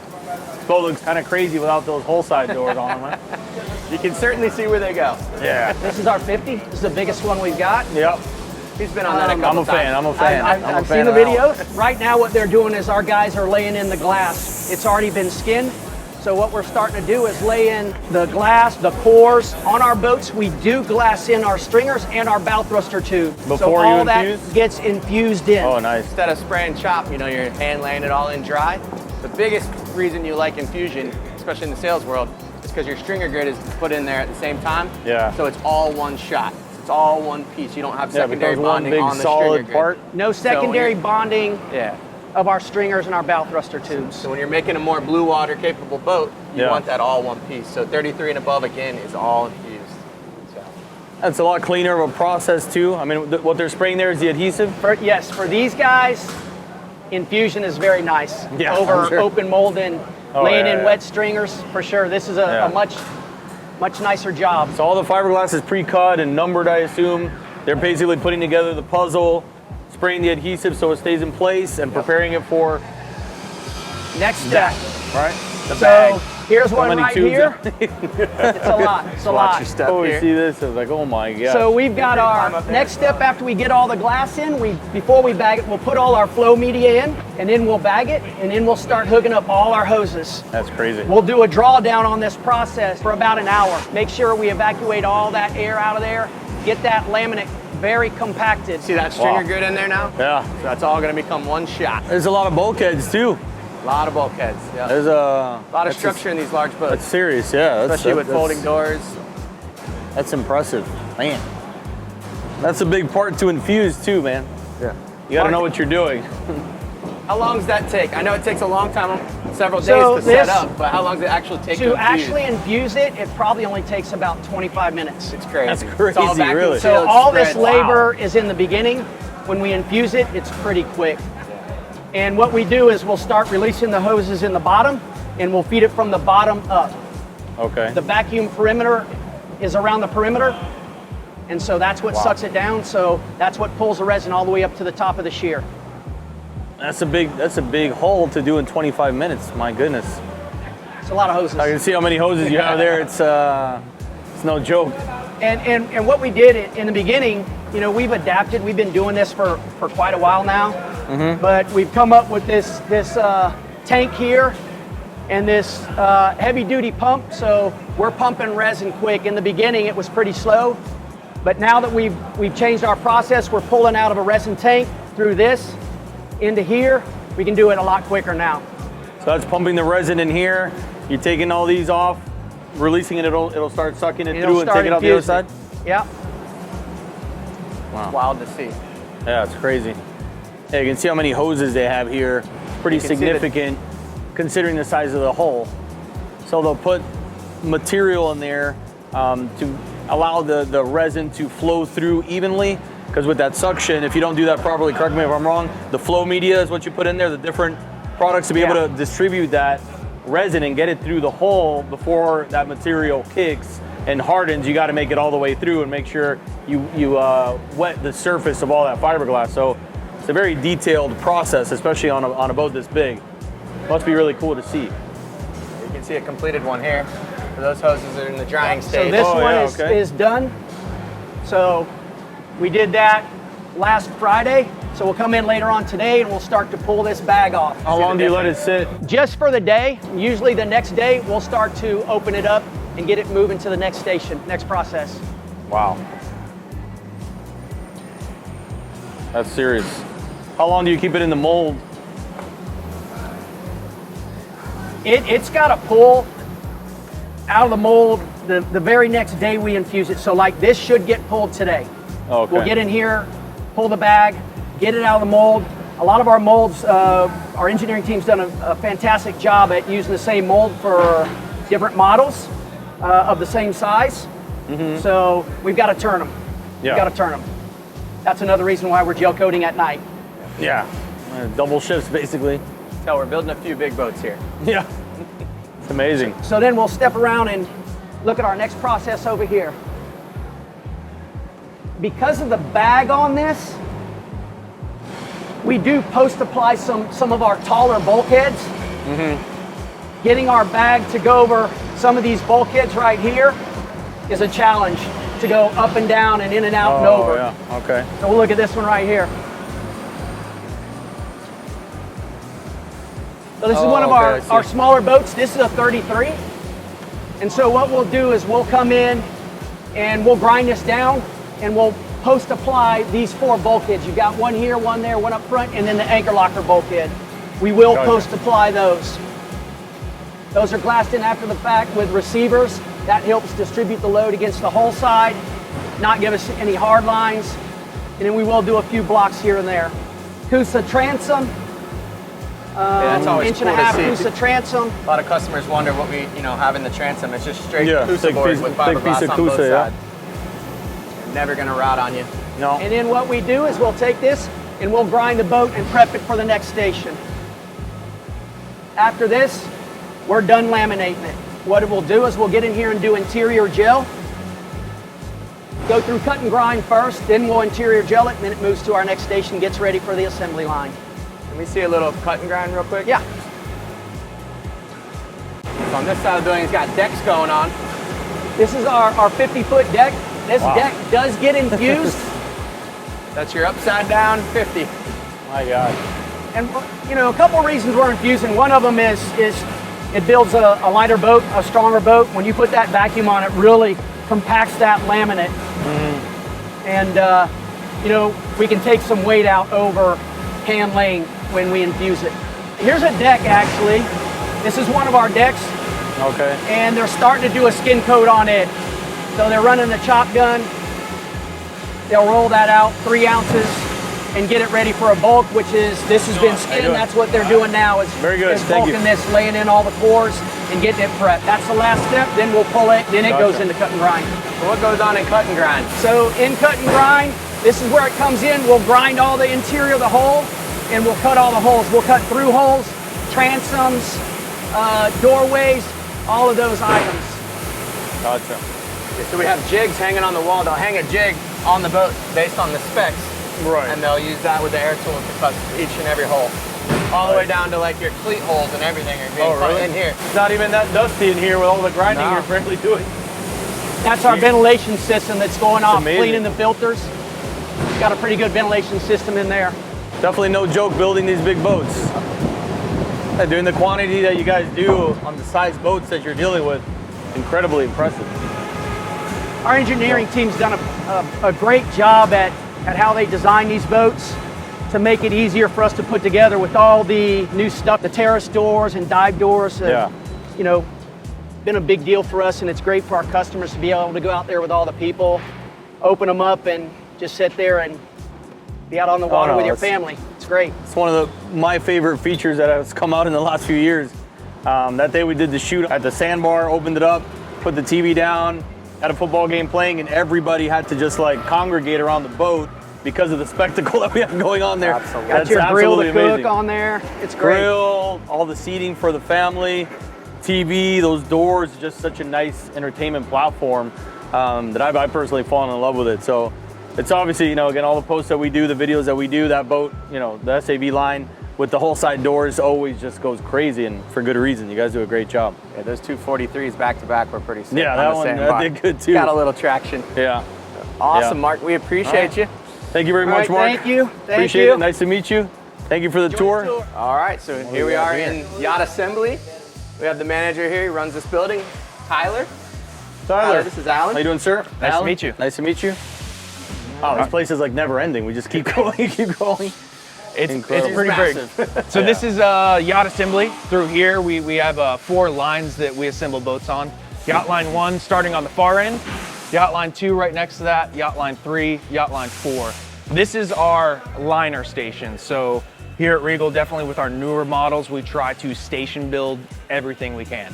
So as you guys saw over in sub-assembly in our sport boat area, we sub-assemble all of our dashes, hard stops, hard tops, get quality involved in the very beginning of the process. Same thing here. Liner is the first thing you're gonna build for all these boats. So station build these. As you can see here, we have a capped liner for our FX. Why do we build these liners modularly? It really helps. We're able to build out this liner to about 80% completion in station. So as you see, our harnesses are on there. Nice all and of our, neat. Yep, All plumbing's on there. So this is a section of the liner? This is the your entire entire cap interior. liner. So this is the cabin of your boat right Oh, the here. cabin liner. Okay. Correct. Yep. Oh, interesting. So you see in there, we get the head built out. Oh, we get yeah. our mid-berth, V-berth fully built out. Really allows us to get quality in here. Check all of these wire connections, these harnesses, make sure our plumbing's routed correctly. You know, newer boat Starlinks, actually, the modem and components are down in the liner. So really be able to make sure that everything's built properly and get eyes on it before it gets into the hull. Because obviously, once we're in the hull, all of these connections are tough to get to. Tough to get to that. You know, station building these helps us a lot to make sure we're, you know, providing that awesome boating experience and building the quality in every station. So this is like that mid-berth section underneath the staircase. You've seen in some of our videos that area here, which I guess has like a seating on one side and the bed on the other. Converts to a bed, yep. Pretty nice setup and comfortable to be able to work on everything out here, like Tyler was mentioning. Yep. So we can walk up front. We see obviously our heads right behind here, all our cabinetry for that.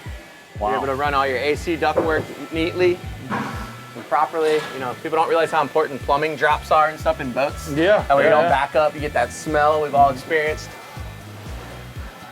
Look at that. Cool to see it from this point of view here. Wow. Our V-berth side, and we might be able to get up to that belt storage in front of that. Oh yeah, look at that. Same thing, wiring up our MDPs in here. Get all of our bus bars, make sure they're good. Our AC units, like we're talking about, controllers down here. Everything that we're able to get into the cabin of this boat is down in here already. And you basically crane this thing into the boat once it's done and ready? So it's a completed piece? So this will actually be our lifting fixture here. We'll put it over in our buffer station, crane this up, be able to set it. We do our, obviously, clay checks, make sure our height's correct, make sure all of our critical dimensions are right, get it in there, and then acrylock it into place. From there, we'll be able to pull the majority of these connections through the sump and then finish our sump build out. Gotcha. It's kind of really one of the big first steps is getting your liner built, your cabin liner, getting it set, and then continue to build out the hull of the boat. From there, we can see, like I said, we got Yacht Line 4 here, Yacht Line 3, Yacht Line 2, Yacht Line 1. Oh, wow. That's always cool to see. Yeah, that's crazy. Come around the corner and voila. Same exact thing here that we just talked about with our liners for our cabin. We do the same exact thing for our sump liner. We're able to build that sump liner outside the hull, make sure that everything fits properly, that everything's routed correctly, build this out prior to installing it into the hull. Wow. Man, it definitely makes it comfortable to be able to work on everything individually like this. This is amazing. Easier to build quality into the process when you're able to just your point, be comfortable building it, not in tight crammed spots, trying to make your runs look nice and neat, trying to get all of your pumps installed. Especially how elaborate yours are with all the stuff that you guys offer on these boats. Yeah, correct. Got a couple options. Yeah, there's a couple. Just a few. There's a couple. Few wires to run. Definitely nice to be able to do it like this, standing up in nice open space than being jammed in the bilge. And there's those harnesses we saw being built earlier. Yep. Pretty cool to start seeing it all come together. Big for us getting those from Panel Harness. Already know that they're tested, already know that they've been built correctly. Getting them on us has helped our process tremendously a lot over here. So as you see, we get to our hull stations, then our deck set stations. We got a 43 SAV being deck set right now. We'll do our deck set process, and that rolls right into final assembly here. So you see, once we're deck set, we start working on our final assembly for these 43s and 50s. You know, your terrace doors will get installed, your outboard engines will get installed, and really in this part of the process, all of our plumbing connections, all of our electrical connections, and this is where our final electricians really get involved into the build process, making sure we got power to the boat. They start troubleshooting, doing all of our programming, obviously for our digital switching that you've seen, testing out our garm rests, our plotters, make sure that anything that can be turned on is turned on and tested. Really big part of that right here. Yeah, you guys have to have a pretty significant QC checklist on one of these, huh? There's Correct. so many things to go through to make sure it's all working. It's a couple pages long. Just a I can few. imagine. We're Just on to looking that at in the this, tank I'm like, here. my God, how many things you got to go through? So, But same thing with station building these things. Well, like I said, with the cap liner for the cabin, with our hull liner, we're able to get QC involved in the process way earlier than here. That's really our goal, is get QC implemented in sub-assembly with our hard tops, make sure our wire routings are correct, make sure everything's built properly and quality build. Get it over here, then we're doing another one in the liner station pre-liner set. We're doing another quality inspection pre-deck set on our deck and our hull, and then we're deck setting the boat. On the LX43, we're doing a post-deck set quality inspection prior to even going into our test tank. And then obviously once we get into our test tank, even another one. best way to do it. So by the time you get here, you know most of the stuff is working. Correct. Obviously, your connections you got to make here, probably what's pending. And then this is your test tank over here. Wow. So as you see, we don't do the splash pads at Regal. We have, each line has its own dedicated test tank. So each boat from Yacht Line 1, 2, 3, and 4 will go into the test tank for their complete scheduled time. Right. So we have obviously roll times, tack times for every station. We dedicate that entire roll time to our test tank. So in here we have, I got a little test tank up here for us on the TV. We got a test tank expert that'll go through every single one of these checklists from item Oh one. my God, there we go. There's one of those checklists. There we go. Item 1 all the way to item 285. Wow. They will roll through. If it can be turned on, if it has power going to it, if it's a system in any way, they will turn it on and test it. Like I said, from item 1 all the way to 285. After the test tank expert's done, they're on the manufacturing side. We have quality get in the boat. They'll get in the boat and they will run through item 1 all the way through item 285 as well. Really? How long does it take to get through that list, roughly?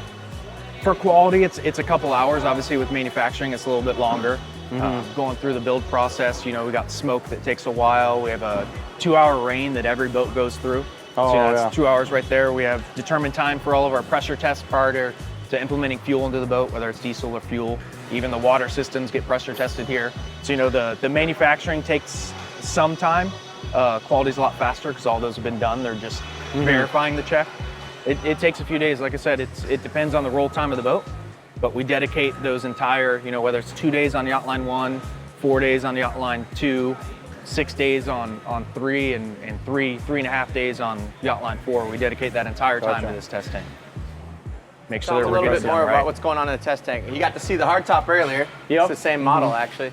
So we tested it initially. This is where the main check will get done here. Correct. So we have all these little nozzles. So depending on the boat, they can adjust. But what are we checking for in here? The big things are those water required systems, right? Our final electrician can power up lights outside the tank. He can start testing the sound system, any little buttons, actuators. But once we're in here, we're dedicating a lot of that time, like I said, to our rain system. So as we see all these nozzles completely around the boat, we do a full encompassing rain and soak every part of this boat for a continuous 2 hours. Really? Yep, ensuring that we have 0 leaks. Same thing with smoke. We'll be able to get it into the tank, turn on our AC systems. We put a smoke machine down into the sump and we'll smoke the entire boat. Make sure we have 0 Making leaks. sure it doesn't come through that firewall since you have generators and options like that. So make sure there's 0 leaks inside of our cabin.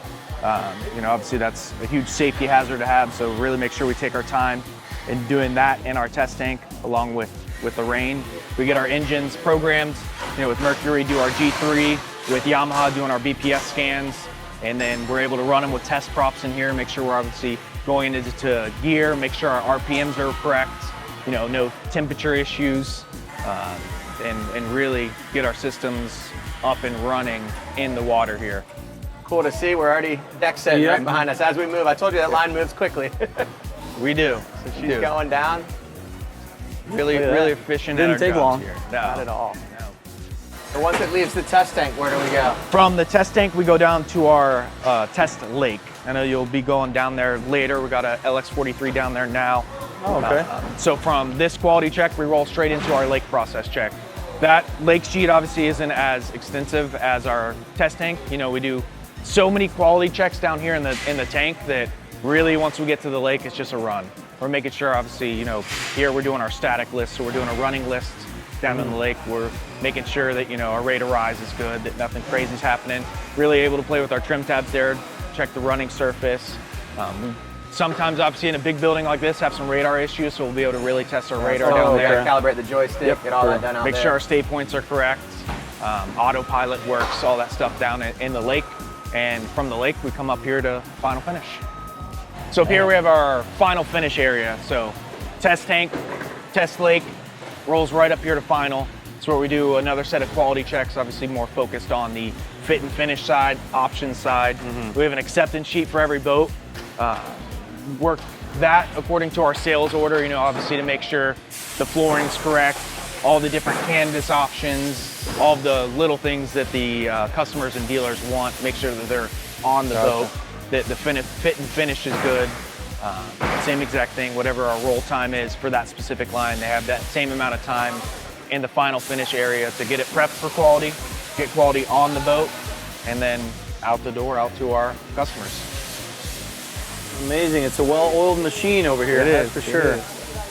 There's so many intricate details that go into these boats. You know, you almost feel like it'd be easy to miss a ton, but going through it and doing the quality control checks that you guys do, it's definitely a necessity. But That's really why we've implemented quality in so many different stations. It's hard to catch, you know, as we saw just our test tank, right? We have 285 items on Yeah.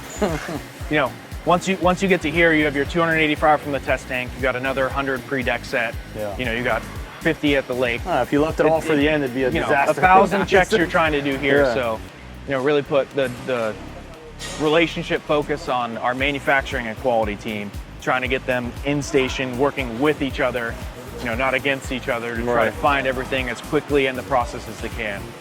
Even working with our teams up in final, you know, if we happen to find a deck hit in final, well, let's go get the deck guys. Let's talk to them about the hits we're finding. Same thing in the tank. Let's get everyone involved. Let's make sure we're not having these repeat hits, and that, you know, we can get through this process and, to your point, make it a well-oiled machine where we're getting boats out the door.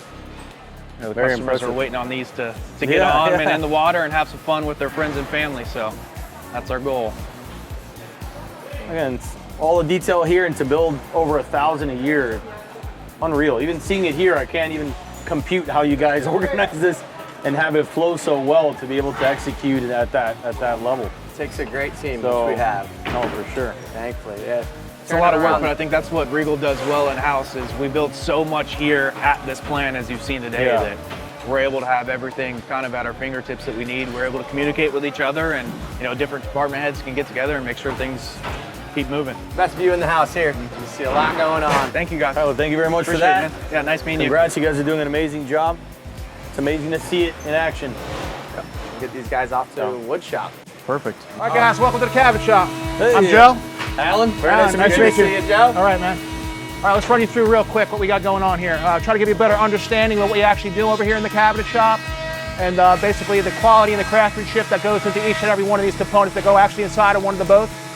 It's our solid surface area. Basically, raw material comes in 30 by 12 foot sheets, flat stock, cut on a CNC router. Parts, like I say, are loaded on the rack. So actually pull the components off, fuse the pieces together, whether it has a drop edge or, like I say, it could be a keeper. Then they'll come back, they'll actually cut the top, shape the top, and then you basically sand and buff the thing out, sand and buff it out. So material comes in 400, like I said, so it's 400, 600, 800, 1,000 buff is what our standard is as far as trying to get to the actual end, the final product. So there's a little sample, like I say, over here as far as, you know, raw material, like I say, 400, and then working through the whole process and where you would actually wind up with the actual finished countertop. Chad was saying, I didn't know you guys did all of this in-house, countertops and everything? Everything, like I say, is done, like I say, in-house. Like I say, again, raw material, like I say, flat stock material, and then basically everything cut on the router and then fused together, and then basically shaped and Very finished impressive. out. And the cabinetry. So here we go. Yeah, the woodworking shop. Like I say, Eric would love this area. Look at the size of this thing. We got a full-on teak shop, cabinet shop. Oh my goodness. we'll eventually get over to the teak as we come out the other side. But again, basically where it all starts is raw material. Again, I call it load, cut, unload. So pretty much you're gonna load the product on there, you're gonna cut the material, stick it on a cart. So it's pretty much load, cut, unload.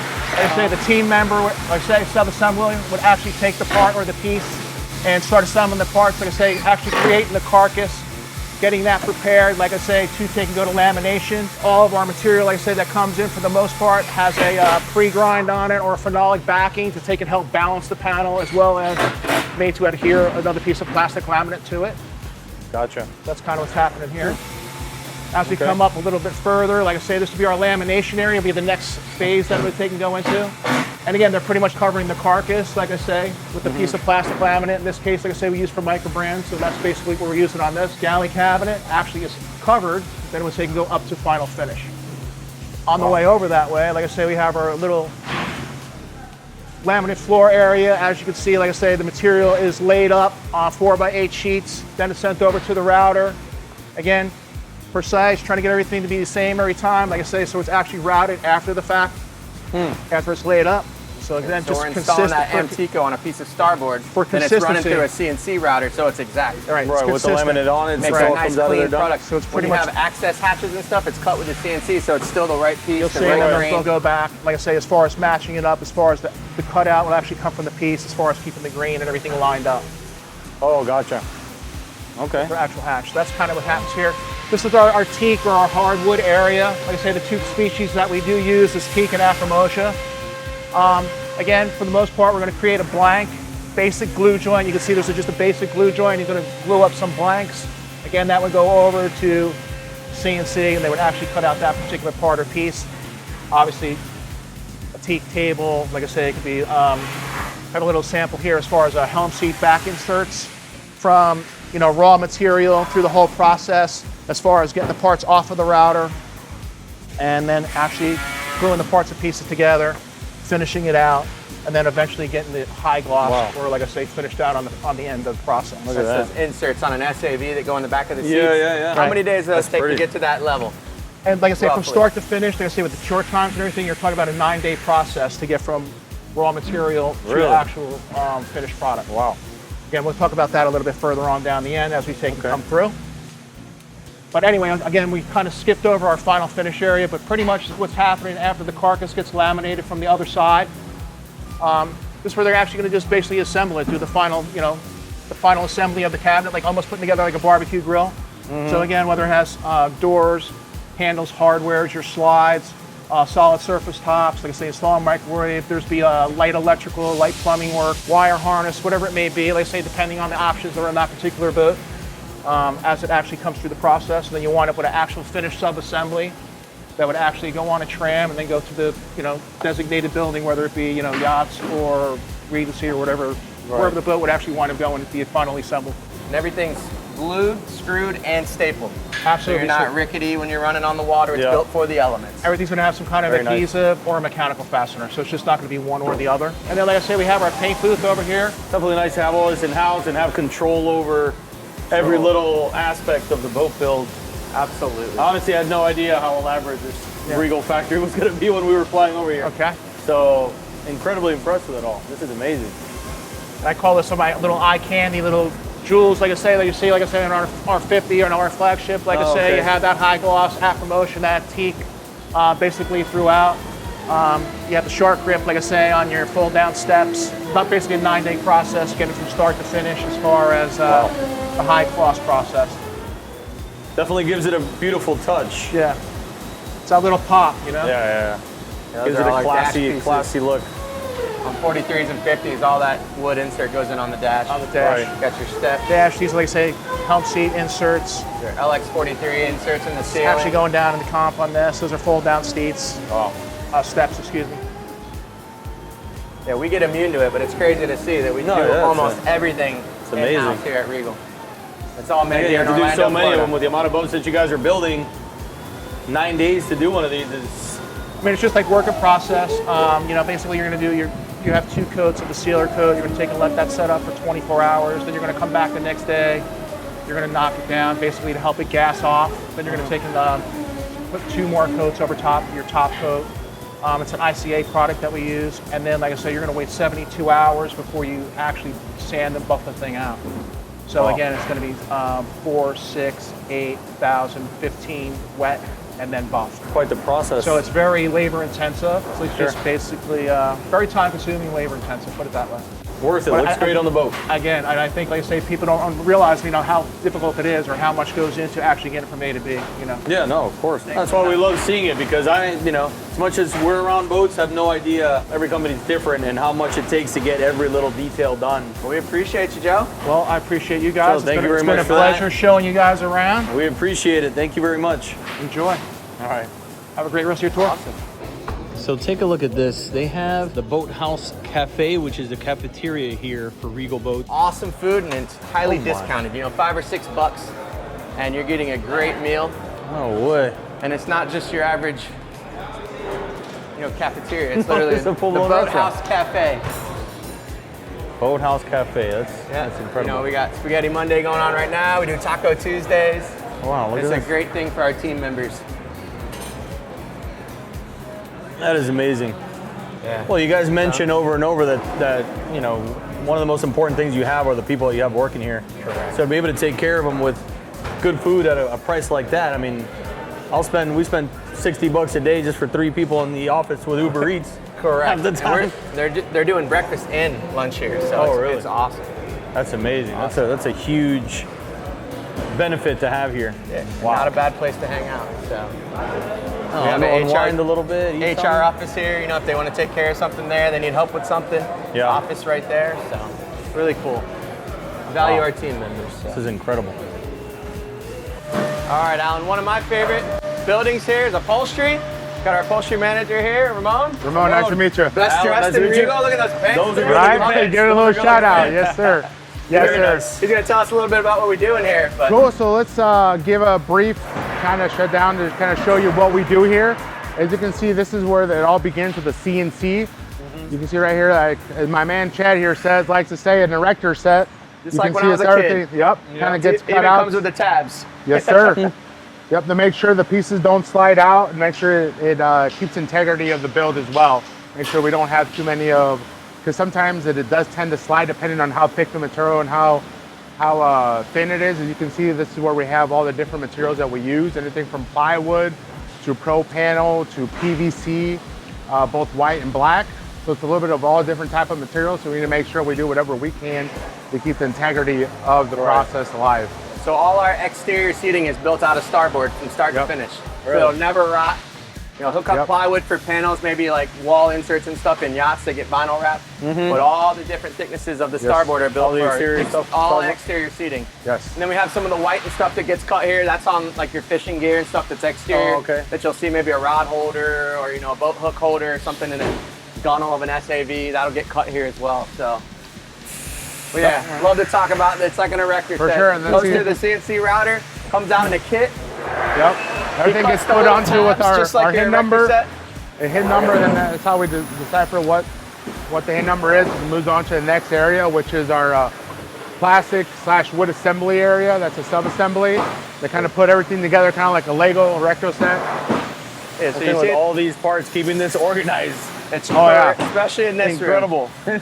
But starting from a flat sheet of starboard, now you start to see it make its way down. You'll start Yeah. to recognize some of the parts. Okay. Yep. And then This is obviously, something that was pieced together here? yes. Yep. Yep. What is This that? That's a something- seat back. Yeah, this is one of our. Pull it out. Yeah, it's one of our seat backs. As you can see, it all goes in the throughout. early stages. Yep. Look at that. So what's you can going on see over it. here? So obviously here is where they start pulling some of these trams that just came off the CNC and were wrapped up with the HIN number to make sure they know that's the boat that needs to be based on our production. And each of the individual areas, what they have is their own tablet to be able to look at, what to build and how to build it as well, because okay. all different HIN numbers, we have different options, bow filler cushion, bow table, whatever option they may have, they'll be able to look at the sales order and identify and make sure, hey, we got everything we need. Let's make sure we're getting it complete to the next area. You're cutting them like one boat at a time? Yes. With the HIN numbers, you basically get the whole boat, you put it on Yes. the rack, and it goes over the Down the next assembly line, yep. Down assembly line, boat by boat. HIN It's by cool to be HIN. able to dream up anything and just be able to create it. You're like, Yeah, it's one of those wonderful things. And see, have every machine, every CNC machine, every And they're if you could imagine. You can see here, like where it matters on cushions and stuff, so it doesn't poke through. They're routing the edges, cleaning it all up, knocking off obviously the putting it sharp edge. together. Here you can see this. This is an LX4, our little 24 runabout boat. Yep. One of the reclining seats, so you can see the mechanisms. wow, yeah. You know, I was telling you earlier about the metal company we acquired. All those you make parts are all built that there. Yeah. Yep. So literally, it's built from start to finish here in Orlando, Florida, at Regal. It's really cool to see. It's built to last. And then from here, what it moves on to, it goes over here to our foaming area. This is something we take a lot of pride in. We offer dual density foam. Yep. So this comes standard, whether you're buying a 20-foot Regal or a 50-foot Regal. You got a nice soft layer on top and a firm layer on bottom, so it's not too soft, not too hard.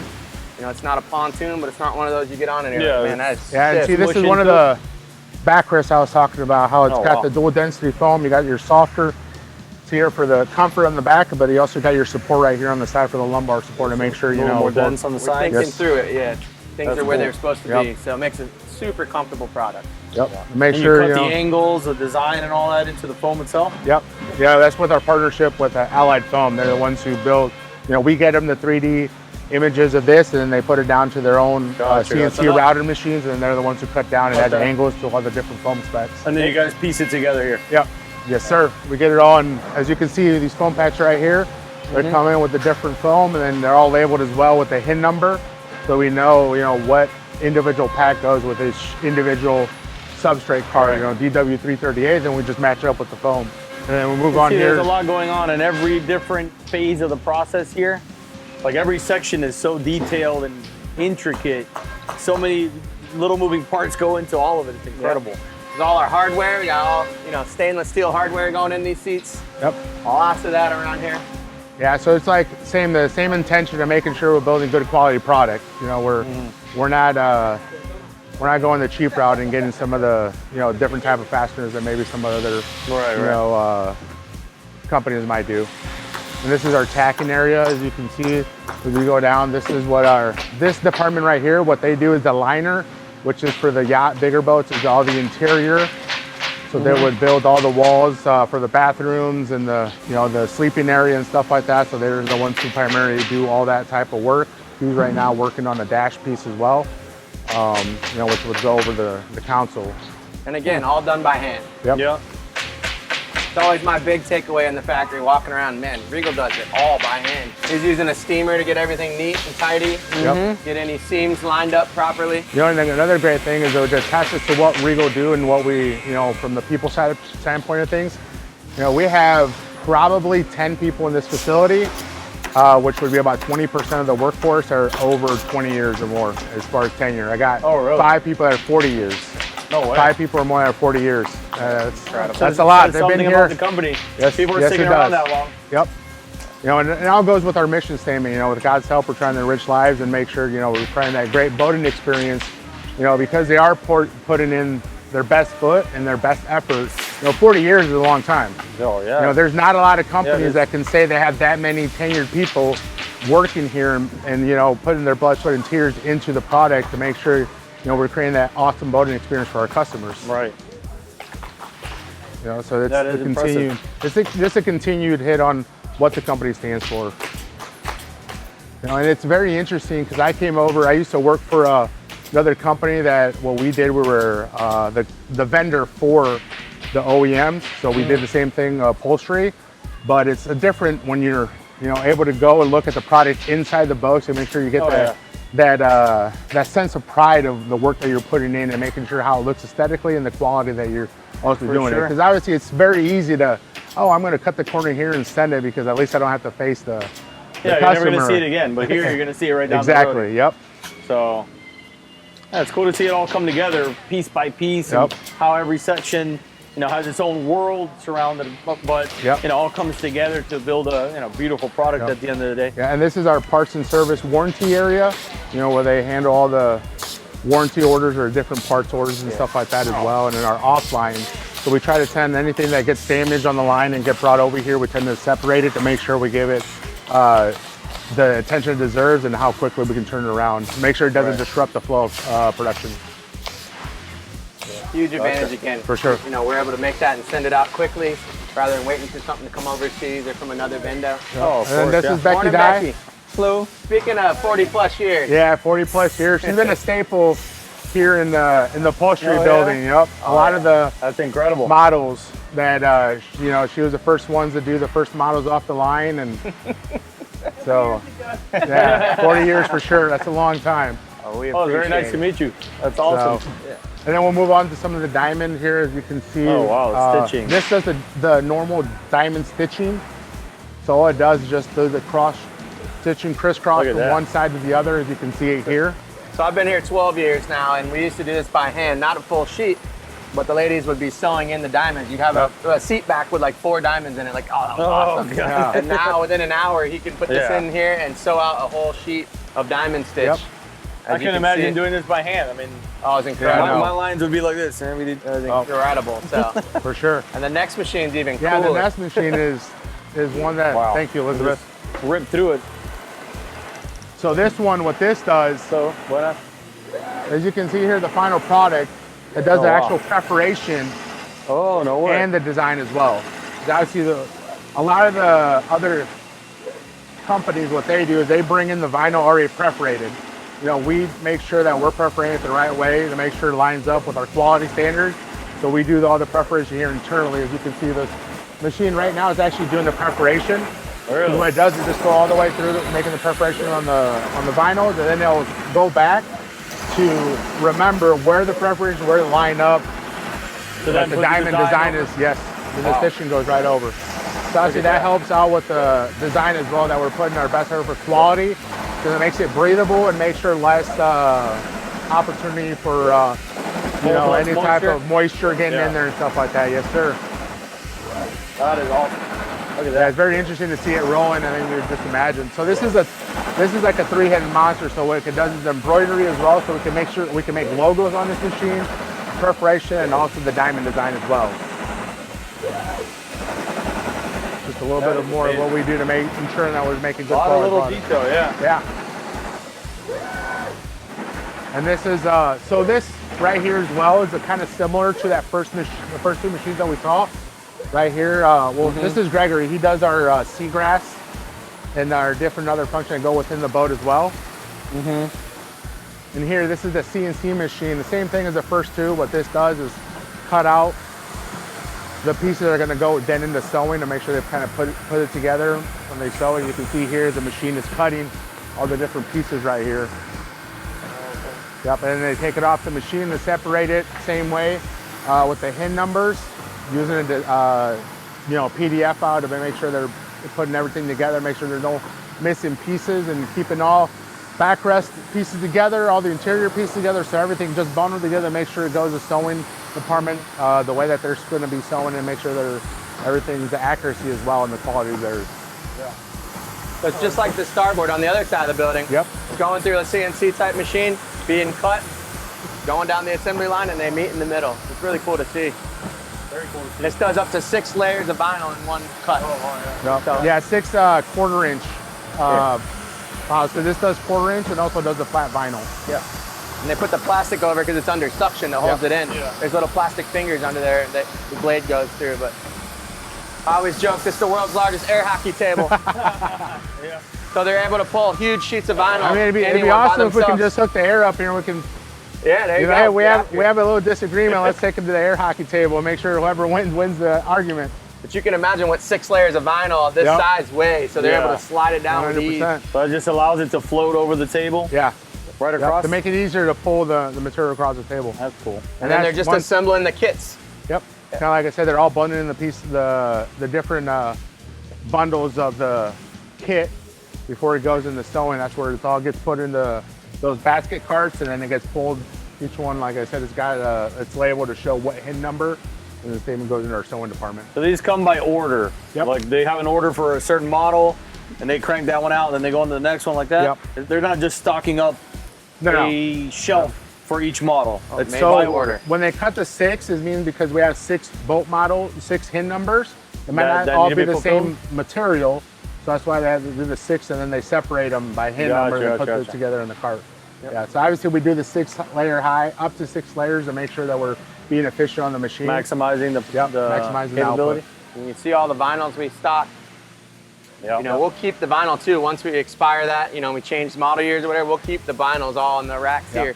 in case way down the road, you know, you cut a seat or, you know, it wears out in the sun, you're able to still and we tend call to make Regal. sure that our inventory is severely controlled to make sure that we don't have any possible issues. Because we know when you're dealing with vinyl, there's always the dye lot issues, you know, with the different shading. So we make sure that we have just enough inventory to make sure we avoid that happening. Gotcha. You know, so we get deliveries on a regular every Thursday, and our purchasing team does a great job about making sure we're kept and fed and making sure we're getting a good constant flow of material in.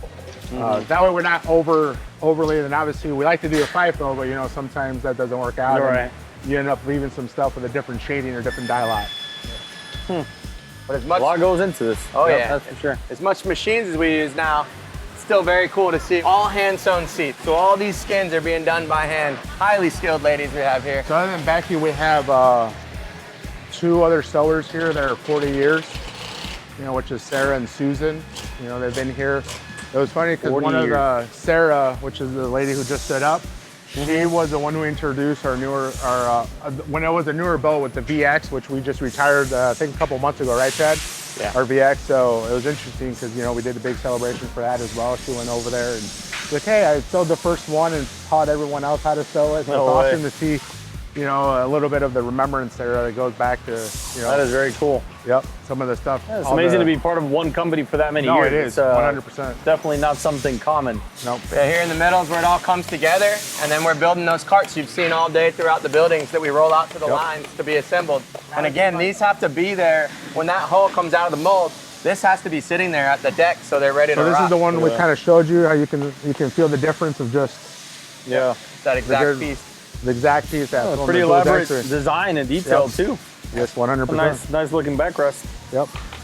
That's our titanium. That's Beautiful our best stuff. seller on our sport boats. Yep. So you can see it coming together there. Again, using steamers to make sure all those stitchings are aligned. Yep. You know, we do that another little extra step Regal does. We put a plastic layer. Everyone thinks that's for moisture.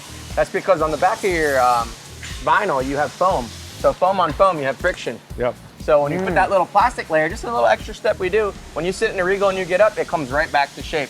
If you step on it to get out of the boat or you put your knee in it, you know, it's not gonna be there for the next hour or a week on some of these products. You know, that's coming right back to shape, so.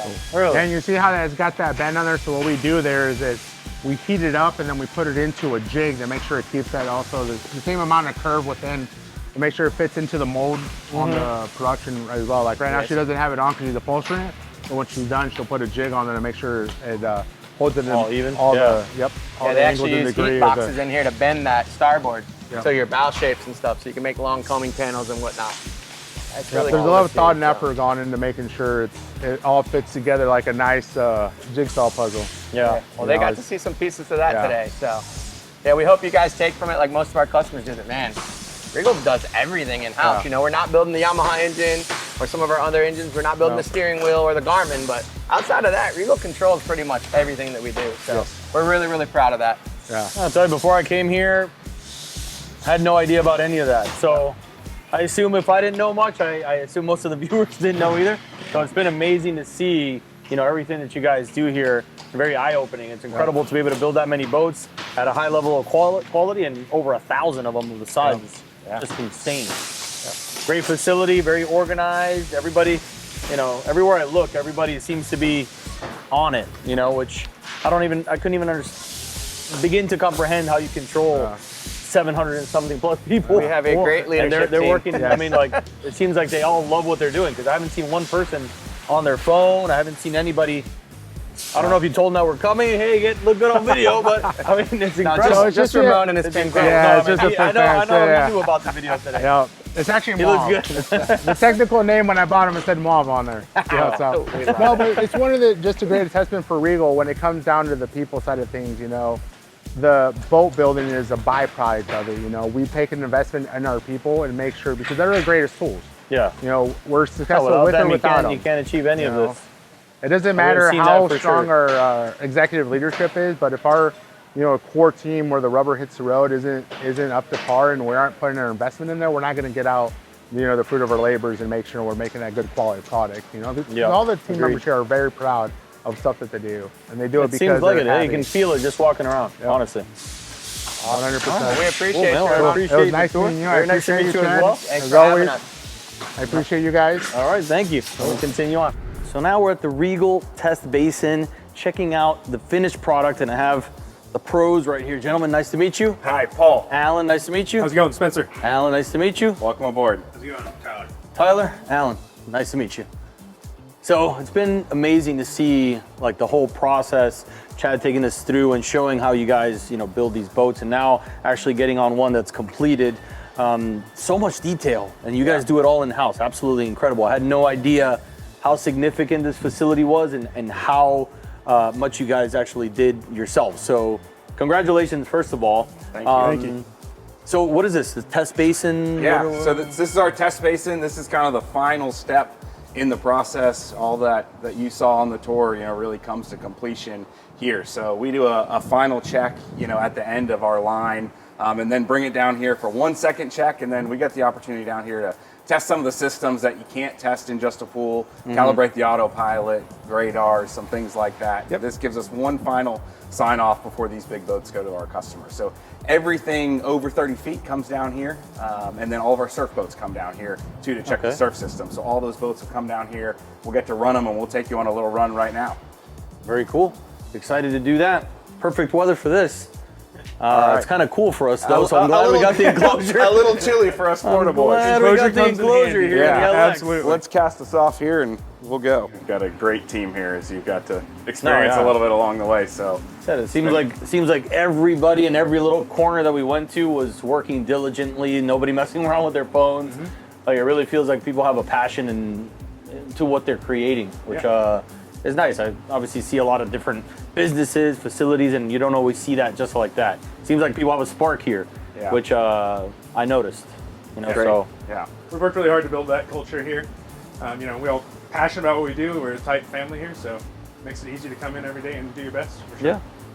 Yeah, it seems like you guys take good care of everybody that works here. That cafeteria is insane. I wish we had one of those. Center console's only slacking. We need a cafeteria. With $4 burgers. No, that's a really nice feature to have. I don't even want to think about what we spend on lunch just throughout the week on our own group. So, taking care of people like that, I'm sure everybody appreciates it. It's a pretty awesome setup that you have here. Yeah. Have you been into boats since you were little, I assume? Yeah, very much into boats. Love boating, love the products we build. I mean, for me, the people that we get to work with, the products we get to build, that's really what makes a difference, and makes it super exciting to come to work every day. Yeah. Well, I could see it as a pretty good gig to be a part of, that's for sure. It's great. Yeah, for sure. Done some stuff obviously with the Regal boats. They always do really well on our platform, and I think everybody knows how much I like them. I never really was into this style of boat, and now I'm like, man. Yeah. It makes sense. Yeah. Once you use it, it makes sense. Oh yeah. I used to fish a lot more when I was younger. Now I have 2 little kids, so I don't fish as much. Like this is ideal. Yeah. My 2 daughters don't like the boats that I have. Regular center consoles. They're like, we need something with a house inside of it. What's great about this platform is it does give you a little bit of fishability. I mean, you can see this customer even equipped it with a rocket launcher. Yeah. So you can do a little bit of that, and then if you want to go cruising. I mean, if you're going to Bimini or something like that, I mean, you can fish off this thing. Oh yeah. When I was younger, I used to go out in the ocean in a 14-foot aluminum skiff my buddy had. And we used to fish on that thing, believe it or not.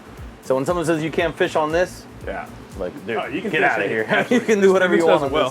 this.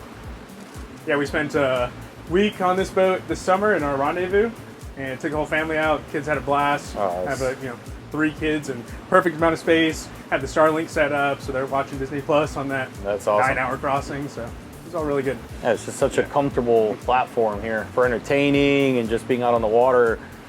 Once you have kids and stuff, the big thing is trying to get your wife and kids to want to be out there. Yeah. And this is a boat that obviously draws them. I mean, it'd be hard to get them off something like this, so.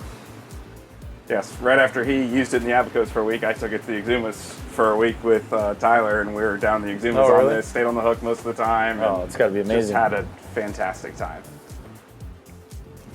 And the amount of room you get in here with the beam-to-beam like enclosure is impressive. It feels like a much bigger boat. Yeah, makes it so nice. All right, so tell me about this lake. Yeah, What's so we're down here. This is kind of at the end of our test basin. We can bring, all 50-footers in here, run them up to full speed, no problem. We've got about 3/4 of a mile from end to end. So it gives us a lot of room to run, and, as we're validating, new propulsion options or things like that, we get the opportunity to do that right here on our facility versus having to go to a lake or the ocean a couple hours away. We can do all that here. And then everything going through production. All the big boats come down here, get a run, make sure we have no running lists or anything like that, so we're ready to go when the boats get to our dealers and our customers. Yep, and also bring down all of our surf boats, so any boat coming out of production, we come back here, validate all the surf systems are working properly, make sure that we're putting out a good wake, make sure it's all clean, and then send it back to the factory to get white tagged and finished up. And you guys dug out this hole from what I heard, We did. right? Specifically for this? Yeah, yeah. And sold like the soil? We dug the lake. We dug the lake about almost 20 years ago to actually build our yacht building. Okay. So we used all the dirt out of here to build our yacht building. So this became a retention pond and a really nice lake for us to use. That's use awesome. every day. What's the depth in here? In the middle, you're about 20 feet. Oh, really? So yeah, wow. it was dug a little bit deeper than that, but eroded a little bit over time. Yeah. All right. As things do. So. No, that's pretty awesome. All right, so we're gonna run through here. Yeah, we can run. All right, you guys all good? Yep. You know how to run this thing, or? Learning. First time. First day. All right.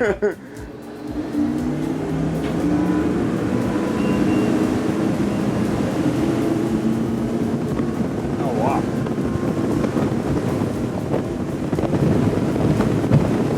Pretty crazy. This is quite narrow. Yeah. Oh, yeah. But there's no other boats in here.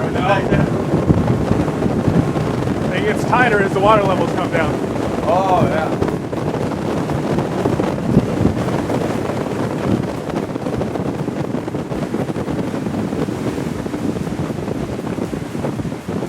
That's cool.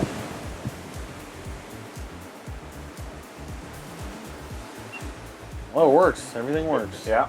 How long did you say this was? It's about 3/4 of a mile. If you go all the way to that other end over there. Should just keep digging, just go around the whole thing. It's like a big lazy river around the. We wish we could make it with a longer. drawbridge. That'd be pretty cool. So, Paul, I want to thank you guys for bringing us out here. I've been excited to see the Regal facility for quite some time. Jeff and I had thrown the idea around a bit ago, and I hope the viewers really enjoy it and understand how impressive it is. I don't know if you guys give tours here, but I would recommend it if you guys are looking into a Regal. Check out, not only the video, but this place in person if you get the opportunity. Everything is incredibly impressive all the way through.